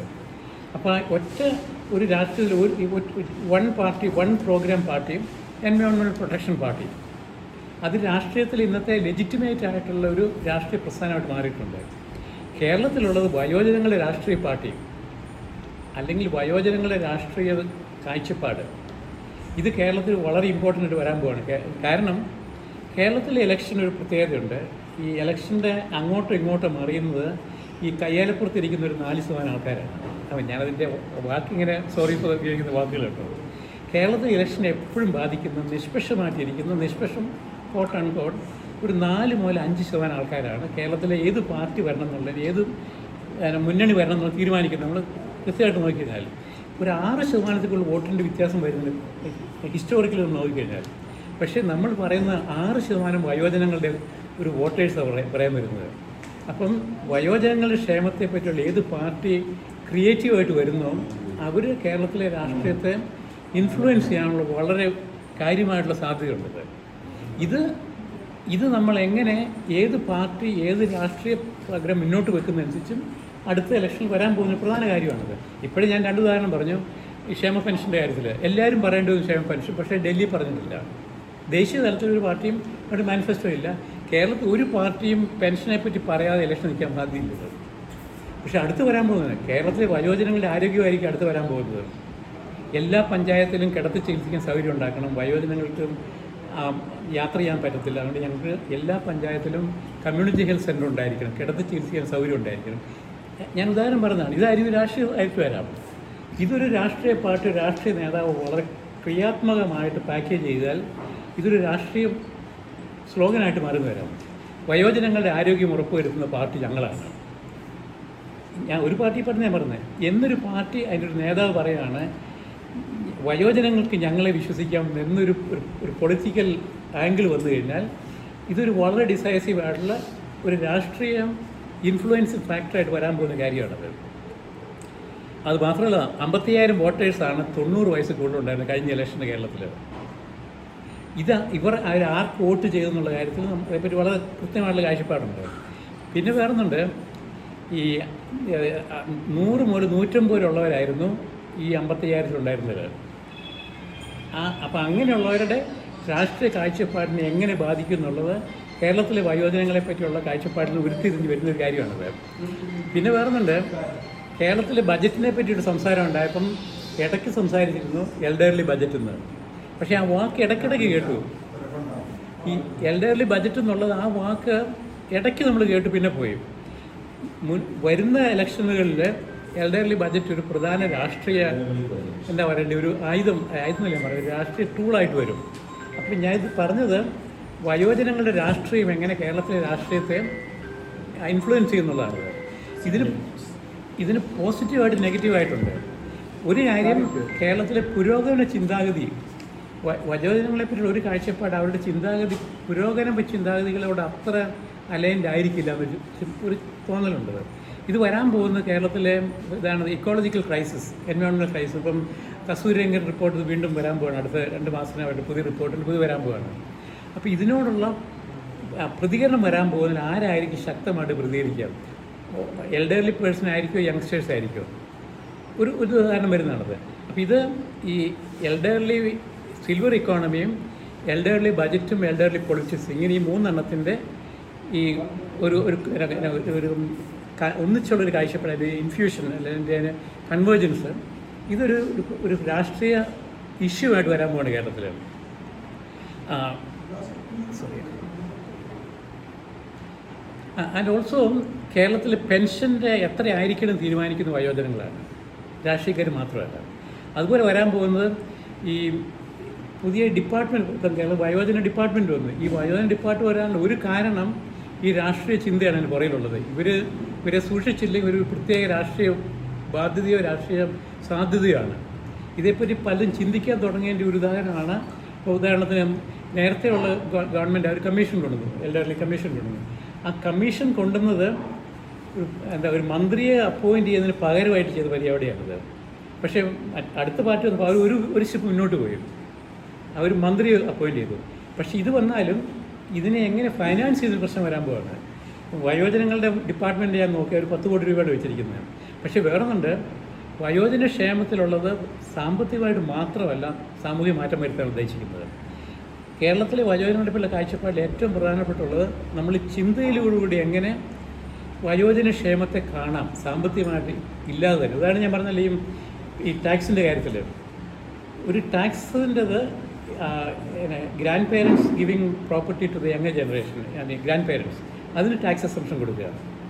അപ്പോൾ ഇങ്ങനത്തെയുള്ള കാര്യങ്ങൾ വരുന്നത്. അതുപോലെ തന്നെ കേരളത്തിലെ എല്ലാ സ്ഥാപനങ്ങളും വയോജന സൗഹൃദ സ്ഥാപനങ്ങളാക്കി മാറ്റണം. അപ്പോൾ എന്താണ് വയോജന സൗഹൃദ സ്ഥാപനം എന്ന് തീരുമാനിക്കേണ്ട സർക്കാരാണ്. ഒരു മിനിമം ഒരു 10 കാര്യം പറയുക. വയോജന സൗഹൃദ, ഇപ്പോൾ ഞാൻ ഉദാഹരണം പറഞ്ഞതാണ്, ഏത് സ്ഥാപനത്തിൽ കയറി ചെന്നാലും അവിടെ ഒരു സ്റ്റിക്കർ ഉണ്ടായിരിക്കണം, ഇത് ഒരു വയോജന സൗഹൃദ പ്രസ്ഥാനമാണ്. പക്ഷെ അതിനെ രജിസ്റ്റർ ചെയ്യാനുള്ള സംവിധാനം സർക്കാരിനുണ്ടായിരിക്കണം. അങ്ങനത്തെ ഒരു രജിസ്ട്രേഷൻ വരാൻ വേണ്ടി വലിയ പൈസ ഇൻവെസ്റ്റ്മെൻ്റ് അല്ല വേണ്ടത്, പോളിസി ഇൻവെസ്റ്റ്മെൻറ്റാണ്, തിങ്കിങ് ഇൻവെസ്റ്റ്മെൻറ്റാണ്. ഒരു 7-8 കാര്യങ്ങൾ. ഒന്നും എല്ലാം മൊബിലിറ്റിയുള്ള ഫ്രണ്ട്ലി ആയിരിക്കണം. ആ കെട്ടിടത്തിലെല്ലാം സ്റ്റെപ്പ് ഉണ്ടായിരിക്കില്ല, പിടിക്കാനുണ്ടായിരിക്കും. അവർ ടോയ്ലറ്റുകളെല്ലാം വയോജന സൗഹൃദമായിരിക്കണം, അവർക്ക് ഫസ്റ്റ് എയ്ഡ് ഉണ്ടായിരിക്കണം. ഇങ്ങനത്തെ ഒരു 7-8 കാര്യങ്ങൾ പറഞ്ഞിട്ട് പറയാം, ഈ പ്രസ്ഥാനം കേരളത്തിലെ വയോജന സൗഹൃദ പ്രസ്ഥാനമാണ്. അതിന് വലിയ സാമ്പത്തിക ഇൻവെസ്റ്റ്മെൻറ്റ് ഇവിടെയില്ല. അതിപ്പം ഇപ്പോഴുള്ളവർ ചെയ്യാനൊക്കെ ഉണ്ട്. ഇപ്പം നിങ്ങൾക്ക് ഇപ്പോൾ വയോജന കമ്മീഷൻ പറയാം, കേരളത്തിലെ എല്ലാ സർക്കാർ സ്ഥാപനങ്ങളും വയോജന സൗഹൃദ സ്ഥാപനമാക്കി മാറ്റാം. ഇതിനുവേണ്ടി ഒരു പോളിസി ഡിസ്കഷൻ വെച്ചാൽ മതി, ക്യാഷ് ഇൻവെസ്റ്റ്മെൻ്റ് അല്ല. ഇങ്ങനത്തെ ഞാനിപ്പോൾ നമ്മളിതേപ്പറ്റി അത് മാത്രം ചർച്ച ചെയ്യാൻ എനിക്കൊരു 50 ആക്ടിവിറ്റി പറയാനൊക്കും. സാമ്പത്തിക ഇൻവെസ്റ്റ്മെൻ്റ് അല്ലാതെ കേരളത്തെ എല്ലാ സ്ഥാപനങ്ങളെയും വയോജന സൗഹൃദ സ്ഥാപനങ്ങളാക്കി എങ്ങനെ മാറ്റാമെന്നുള്ളത്. പിന്നെ വേറൊന്നുണ്ട്, നമ്മുടെ പലരും പഞ്ചായത്തുകളെ പറ്റി വളരെ ഇതുകളാണല്ലോ. എല്ലാ പഞ്ചായത്തിലും സ്റ്റാൻഡിംഗ് കമ്മിറ്റികളുണ്ട്. നിങ്ങൾക്ക് പലരും സ്റ്റാൻഡിംഗ് കമ്മിറ്റി മെമ്പേഴ്സ് ആയിരിക്കുമല്ലോ. കേരളത്തിലെ എല്ലാ പഞ്ചായത്തുകളും ഒരു വയോജന സ്റ്റാൻഡിംഗ് കമ്മിറ്റി ഉണ്ടാക്കണം. അവരായിരിക്കണം വയോജനങ്ങളെ പറ്റിയുള്ള കാഴ്ചപ്പാടും പ്രവർത്തനവും. കാരണം നേരത്തെ ഒരു ലോ ഉണ്ട്, പഞ്ചായത്തുകളുടെ 5% ബജറ്റ് വയോജനങ്ങളുടെ ക്ഷേമത്തിന് വേണ്ടി മാറ്റിവെക്കാറുണ്ട്. പക്ഷേ ആ ക്ഷേമത്തെ നോക്കാനുള്ള സൂപ്പർവൈസ് ചെയ്യാനുള്ള സംവിധാനം പഞ്ചായത്തുകളില്ല. ഞാൻ വന്നോട്ടെ, ഞാനെൻ്റെ പല പഞ്ചായത്തുകളുണ്ട്, എല്ലാ പഞ്ചായത്തിലും ഞാനെൻ്റെ മൊത്തത്തിൽ ഞാൻ പറയുന്നതാണ്. ഒരു പഞ്ചായത്തില്ല, ഒന്ന് കേരളത്തിലെ ഒരു നിയമമായിട്ട് പഞ്ചായത്ത് ലോയിൽ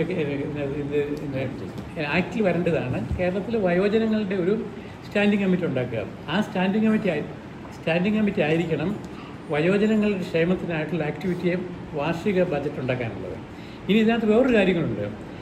ഞാൻ നമ്പറിനെ പറ്റി പറഞ്ഞല്ലോ, കേരളത്തിൽ ഇന്ത്യയിൽ എത്ര വയോജനങ്ങളുണ്ട്, സ്റ്റേറ്റുകളിൽ എത്ര വയോജനങ്ങളുണ്ട്, ഈ ഡിസ്ട്രിക്റ്റിൽ എത്ര വയോജനമുണ്ട്, പഞ്ചായത്തിൽ എത്ര വയോജനമുണ്ട്. അപ്പോൾ ഇതിൻ്റെ ആ പെർസെൻറ്റേജിലുള്ള വ്യത്യാസം എന്ന് പറയുന്നത്, കേരളത്തിലെ വയോജനങ്ങളെ പറ്റിയുള്ള വളരെ വ്യക്തമായുള്ള കാഴ്ചപ്പാടിൽ പ്രോഗ്രാം വരണമെങ്കിൽ ആ പ്രോഗ്രാം പഞ്ചായത്തിൽ നടക്കാൻ തുടങ്ങണം. പഞ്ചായത്തുകൾ തീരുമാനിച്ച് വയോജന ക്ഷേമ ആക്ടിവിറ്റി നടത്താനുള്ള കപ്പാസിറ്റി ഉണ്ടാക്കുന്ന ഒരു നിയമ നടപടികളുണ്ടെങ്കിൽ വളരെ കാര്യമായിട്ട് വരും. അതിനെ സൂപ്പർവൈസ് ചെയ്യേണ്ട ഒരു സാധ്യതയാണ് ഈ വയോജന സ്റ്റാൻഡിംഗ് കമ്മിറ്റി ഒരു കമ്മിറ്റി ഉണ്ടാക്കുന്നുള്ളത്. പിന്നെ 5% ഗവൺമെൻറ് ഓൾറെഡി അലോക്കേറ്റ് ചെയ്തിട്ടുണ്ട് വയോജനങ്ങൾക്ക് വേണ്ടിയിട്ടുണ്ട്. പിന്നെ ഇപ്പോൾ ഇല്ലാത്തൊരെണ്ണമുണ്ട്, വയോജനങ്ങളുടെ കാര്യങ്ങളുടെ ഒരു വെൽഫെയർ ഓഫീസർ. മേ ബി എല്ലാ പഞ്ചായത്തുകളും ഒരു വയോജന വെൽഫെയർ ഓഫീസറെ അപ്പോയിൻറ്റ് ചെയ്യാനുള്ളത്. അത് സോഷ്യൽ വർക്കേഴ്സോ പബ്ലിക് ഹെൽത്തിനുള്ളവരും. അത് ഗവൺമെൻറ് അപ്രൂവ് ചെയ്താൽ മതി post, not necessary state government finance ചെയ്യുന്നത്. ഈ പോസ്റ്റ് ക്രിയേറ്റ് ചെയ്യുക, പഞ്ചായത്ത് തീരുമാനിക്കുക. അത് മാത്രമല്ല, പല പഞ്ചായത്തുകളിലും ലോക്കലി ഇവരുടെ ശമ്പളത്തിന് വേണ്ടി അത് ലോക്കലി ക്രിയേറ്റ് ചെയ്യാൻ നോക്കും. അപ്പം ഞാനിപ്പം എത്ര സമയം, സോറി, ഞാൻ എൻ്റെ ബുക്കിനെ പറ്റിയാണ് പറയുന്നത്, അത് ഒരു ദിവസം മുഴുവൻ പറഞ്ഞിട്ടിരിക്കാതെ. ഓക്കെ, എനിക്കിതിപ്പം ഞാനത് പറഞ്ഞ് നിർത്താൻ വേണ്ടി വരുവാണിത്. ഒന്ന്, കേരളത്തിൽ ഇപ്പോഴത്തെ വയോജനങ്ങളെ പറ്റിയുള്ള കാഴ്ചപ്പാട് വെൽഫെയർ ഓറിയൻറ്റഡ് ആയിട്ടുള്ളതാണ്. അതിൻ്റെ പുറകിലുള്ള ചില ഹിസ്റ്റോറിക്കൽ നെസസിറ്റി ഉണ്ട്, ഹിസ്റ്റോറിക്കൽ എവല്യൂഷൻ ഉണ്ട്. നമ്മളിരുന്ന് മുന്നോട്ട് പോകാൻ നോക്കേണ്ടത് കേരളത്തിലെ വയോജനങ്ങളെ പറ്റിയുള്ള കാഴ്ചപ്പാട് based on a right based approach. വയോജനങ്ങളുടെ അവകാശമാണ്, അവർക്ക് കിട്ടുന്ന അവസരങ്ങളും സാധ്യതകളും അവസരമാണ്. അപ്പോൾ സർക്കാരിൻ്റെ ഉത്തരവാദിത്വം എന്താണ്? വയോജനങ്ങളുടെ റൈറ്റ്സിനെ എങ്ങനെ പ്രോത്സാഹിപ്പിക്കുക, പ്രൊട്ടക്റ്റ് ചെയ്യുക എന്നുള്ളതാണ് സർക്കാരിൻ്റെ ഉത്തരവാദിത്വം. സർക്കാർ വയോജനങ്ങളുടെ റൈറ്റ്സിൻ്റെ മീഡിയേറ്ററായിട്ട് മാറുക, അല്ലാതെ വെൽഫെയർ മീഡിയേറ്റർ അല്ല. അപ്പോൾ അതനുസരിച്ചുള്ള കുറേ ആക്ടിവിറ്റീസിൻ്റെ നമ്മുടെ ഈ ആക്ടിവിറ്റീസിൻ്റെ ക്വാളിറ്റി ഷിഫ്റ്റ് ചെയ്യാൻ പോകും. അപ്പോൾ ഞാനതിൻ്റെ ഡീറ്റെയിൽ പറയുന്നത്, ഞാൻ ആ ഐഡിയ ഇപ്പം പറയുകയാണത്. ഞാൻ നേരത്തെ പറഞ്ഞു, ഇത് നടത്തണമെങ്കിൽ നമ്മുടെ ലേബർ ലോസ് മാറ്റേണ്ടി വരും, ഹെൽത്ത് ലോസ് മാറ്റേണ്ടി വരും, നമ്മൾ എങ്ങനെ ഡേറ്റ കളക്ട് ചെയ്യുന്നു അതിനെപ്പറ്റി മാറ്റേണ്ടി വരും. അതുപോലെ ആര് ഡേറ്റ കളക്ട് ചെയ്യും ഇതേപ്പറ്റി മാറ്റേണ്ടി വരും. പിന്നെ പുതിയ അറിവുകളെപ്പറ്റി വയോജനങ്ങൾ എങ്ങനെ സംഘടിപ്പിക്കും. ഞാൻ ഉദാഹരണം പറഞ്ഞു, കേരളത്തിലെ എല്ലാ എഡ്യൂക്കേഷൻ ഇൻസ്റ്റിറ്റ്യൂഷനിലെ ടീച്ചേഴ്സും മാൻഡേറ്ററി ആയിട്ട് ഒരു 10 വയോജനങ്ങളെ പഠിപ്പിച്ചിരിക്കണം. അത് അവരുടെ പ്രൊമോഷനും അവരുടെ ഗ്രാറ്റുവിറ്റി ആയിട്ട് ലിങ്ക് ചെയ്തിരിക്കണം. ഇങ്ങനെ വന്നെങ്കിൽ രണ്ട് കാര്യമുണ്ട്. ഒന്ന് ഞാൻ പറയുന്നത് സോഷ്യൽ കണക്ഷൻ എന്നുള്ള ഐഡിയ, രണ്ടാമത് ഇൻ്റലക്ച്വൽ കോഗ്നിറ്റീവ് കപ്പാസിറ്റി സ്റ്റിമുലേറ്റ് ചെയ്യുക എന്നുള്ളത്. പിന്നെ ഇത്രയും പറഞ്ഞാൽ അതുപോലെ തന്നെ കേരളത്തിൻ്റെ നേതൃത്വം ദേശീയ തലത്തിലൊരു പ്രധാന കാര്യമാണ്. അതിന് കാരണം ഷിയർ നമ്പർ. ഡൽഹിയിൽ ഇരിക്കുന്നവർക്ക് ആർക്കും വയോജനങ്ങളെ പറ്റിയുള്ള കാഴ്ചപ്പാട്, വല്ലപ്പോഴും ഒരു വയസ്സായ ഒരു വഴി കൂടെ പോകുന്നതാണ് അവരുടെ വയോജനങ്ങളെ പറ്റിയുള്ള കാഴ്ചപ്പാട്. പക്ഷേ കേരളത്തിലുള്ള വയോജനങ്ങൾ രാഷ്ട്രീയ തലത്തിൽ പങ്കെടുക്കുന്നവരാണ്, രാഷ്ട്രീയ ചർച്ച നടത്തുന്നവരാണ്, ആക്റ്റീവായിട്ട് ഒപ്പീനിയൻ ഉള്ളവരാണ്. അത് ശക്തമായവരുമാണ് കേരളത്തിൽ വരാൻ പോകുന്നത്. അതുകൊണ്ട് എന്ത് പറ്റി, കേരളത്തിലെ ചർച്ചകളും കേരളത്തിലെ നിയമ നടപടികളും അതിൻ്റെ പോളിസി നടപടികളും ദേശീയ തലത്തിൽ മറ്റ് സ്റ്റേറ്റുകൾ നോക്കാൻ പോകുന്നതാണ്. അപ്പം നമ്മുടെ ഉത്തരവാദിത്വം കേരളത്തിന് വേണ്ടി മാത്രമല്ല, we are going to lead the national response എന്നുള്ളത്. വീണ്ടും നോക്കുമ്പോൾ കേരളത്തിലെ ഈ ഡെവലപ്പിംഗ് രാജ്യങ്ങളുടെ, വികസിച്ച് വരുന്ന രാജ്യങ്ങളുടെ വയോജനങ്ങളുള്ള കാഴ്ചപ്പാടിൻ്റെ നേതൃത്വം കേരളം എടുക്കാൻ പോകാറുണ്ട്. പിന്നെ എന്ന് പറഞ്ഞാൽ Kerala model of responding to ageing എന്നൊരു സാധ്യതയാണ് നമ്മൾ വരുന്നത്. ആ സാധ്യത നമ്മൾ പൂർണ്ണമായിട്ട് എടുക്കുമോ അത് സ്പോണ്ടർ ചെയ്യുക എന്നുള്ളത്, അതൊരു രാഷ്ട്രീയപരമായിട്ട് അതിനെ നശിപ്പിച്ച് കളയോ അത് ഉപയോഗിക്കുക എന്നുള്ളൊരു. അപ്പം ഇങ്ങനെ ഒരു സാധ്യത വരുന്നുണ്ട്. അപ്പം മൊത്തത്തിൽ എനിക്കിത് പറഞ്ഞു നിർത്താനുള്ളതാണ്, വയോജനങ്ങളെ പറ്റിയുള്ള കാഴ്ചപ്പാട് മിക്കവാറുള്ള കാഴ്ചപ്പാടെല്ലാം പഴയ ഐഡിയാസാണ്. അപ്പം നമ്മൾ ഓരോ സമ്മതികളെപ്പറ്റിയും പൊളിച്ചെഴുതി അതിനെ വിശകലനം ചെയ്യുന്നുണ്ട്. ആ വിശകലനം ചെയ്യാനുള്ളതിൻ്റെ അടിത്തറ എന്ന് പറയുന്നത് is it contributing to the right of the elderly person, അവരുടെ മാനുഷിക അവകാശങ്ങളെ സംരക്ഷിക്കുന്നതാണോ എന്ത് തീരുമാനം വന്നാലും എന്നുള്ള ക്രൈറ്റീരിയ വെച്ചാണ് എല്ലാ കാര്യങ്ങളും നമ്മൾ പൊളിച്ചെഴുതുന്നത്. സമീപപരമായിട്ടും സാമ്പത്തികപരമായിട്ടും രാഷ്ട്രീയപരമായിട്ടും ഇവനെ നമ്മുടെ മതപരമായിട്ടുള്ള പല കാര്യങ്ങളും വരാൻ പോകുന്നുണ്ട്. ഇതിനെയൊക്കെ പൊളിച്ചെഴുതുന്നതിൻ്റെ അടിത്തറ എന്ന് പറയുന്നത് അവരുടെ മാനുഷിക അവകാശത്തെ പ്രോത്സാഹിപ്പിക്കുന്നു, അതും അതിനെ നിരുത്സാഹപ്പെടുത്തുന്നതായിരിക്കും എന്നുള്ളതാണ്. അപ്പം ചുരുക്കത്തിൽ കേരളത്തിനൊരു സാധ്യതയുണ്ട്. ആ സാധ്യതയെ എടുക്കാനുള്ള ലീഡർഷിപ്പ് അത് വയോജനങ്ങളിൽ തന്നെ വന്നെങ്കിലേ ഉണ്ടാകാൻ പോകുന്നുണ്ട്, പുറത്തുനിന്ന് വരാൻ പോകുന്നില്ല. ഇതിൽ ഏറ്റവും പ്രധാനപ്പെട്ടതാണ് നമ്മുടെ ഇംഗ്ലീഷ് വാക്കുണ്ട് സ്റ്റിഗ്മ എന്ന് പറയുന്നത്. വയോജനങ്ങളെ തള്ളിപ്പറയുന്ന അതുണ്ടല്ലോ, ഈ വയസ്സന്മാർ, ഞാൻ ബംഗാളിൽ പറഞ്ഞില്ല, ഒരു ബോഡോ മെമ്മറി എന്ന് പറയുന്ന ഒരു വയസ്സന്മാരുടെ വട്ടെന്നുള്ള അങ്ങനത്തെയുള്ള ഭാഷാ പ്രയോഗങ്ങളും അങ്ങനെയുള്ള മൊത്തത്തിലുള്ള കാഴ്ചപ്പാടിനെയും ചലഞ്ച് ചെയ്യാനുള്ള നിയമ നടപടികളുണ്ടായിരിക്കണം. ഈ ഹ്യൂമൻ റൈറ്റ് എന്ന് പറയുന്നത് ഇൻക്ലൂഡിങ് റൈറ്റ് ഓഫ് എൽഡർലി എന്നുള്ള ആ തലത്തിലേക്കായിരിക്കണം കേരളത്തിലെ വയോജനങ്ങളെ പറ്റിയുള്ള പ്രോഗ്രാമിൻ്റെ കാഴ്ചപ്പാട് മാറ്റിക്കൊണ്ടിരുന്നത്. അപ്പം ചുരുക്കത്തിൽ വയോജനങ്ങളുടെ ഒരു ഉത്തരവാദിത്വം എന്ന് പറഞ്ഞാൽ അവരെ പറ്റിയുള്ള കാഴ്ചപ്പാട്, അവരോടുള്ള പ്രതികരണവും വെൽഫെയർ എന്ന റൈറ്റിലേക്ക് പുഷ് ചെയ്യാനുള്ള ഉത്തരവാദിത്വമാണ് എൽഡർലി പേഴ്സൺസുള്ളത്. അത് എങ്ങനെ നടത്താം എന്നുള്ളതിനെപ്പറ്റി ചിന്തിക്കുക എന്നുള്ളൊരു ഉത്തരവാദിത്വമുണ്ട്. വീണ്ടും നമ്മൾ പല സ്ഥാപനങ്ങളും പെൻഷനെയും പൊളിച്ചെഴുതേണ്ട സമയമായിട്ടുണ്ട്. ആ പൊളിച്ചെഴുതിനെ പറ്റിയുള്ള ചർച്ചയായിരിക്കണം ഈ നമ്മുടെ റിട്ടയർമെൻറ്റ് ഏജ്, നമ്മുടെ പെൻഷനേഴ്സും പെൻഷൻ അസോസിയേഷനും ലീഡ് ചെയ്യേണ്ട കാര്യങ്ങൾ. ഞാൻ പറഞ്ഞാൽ നിർത്തുന്നു. Thank you sir. ഇതിന് പറയാമോ?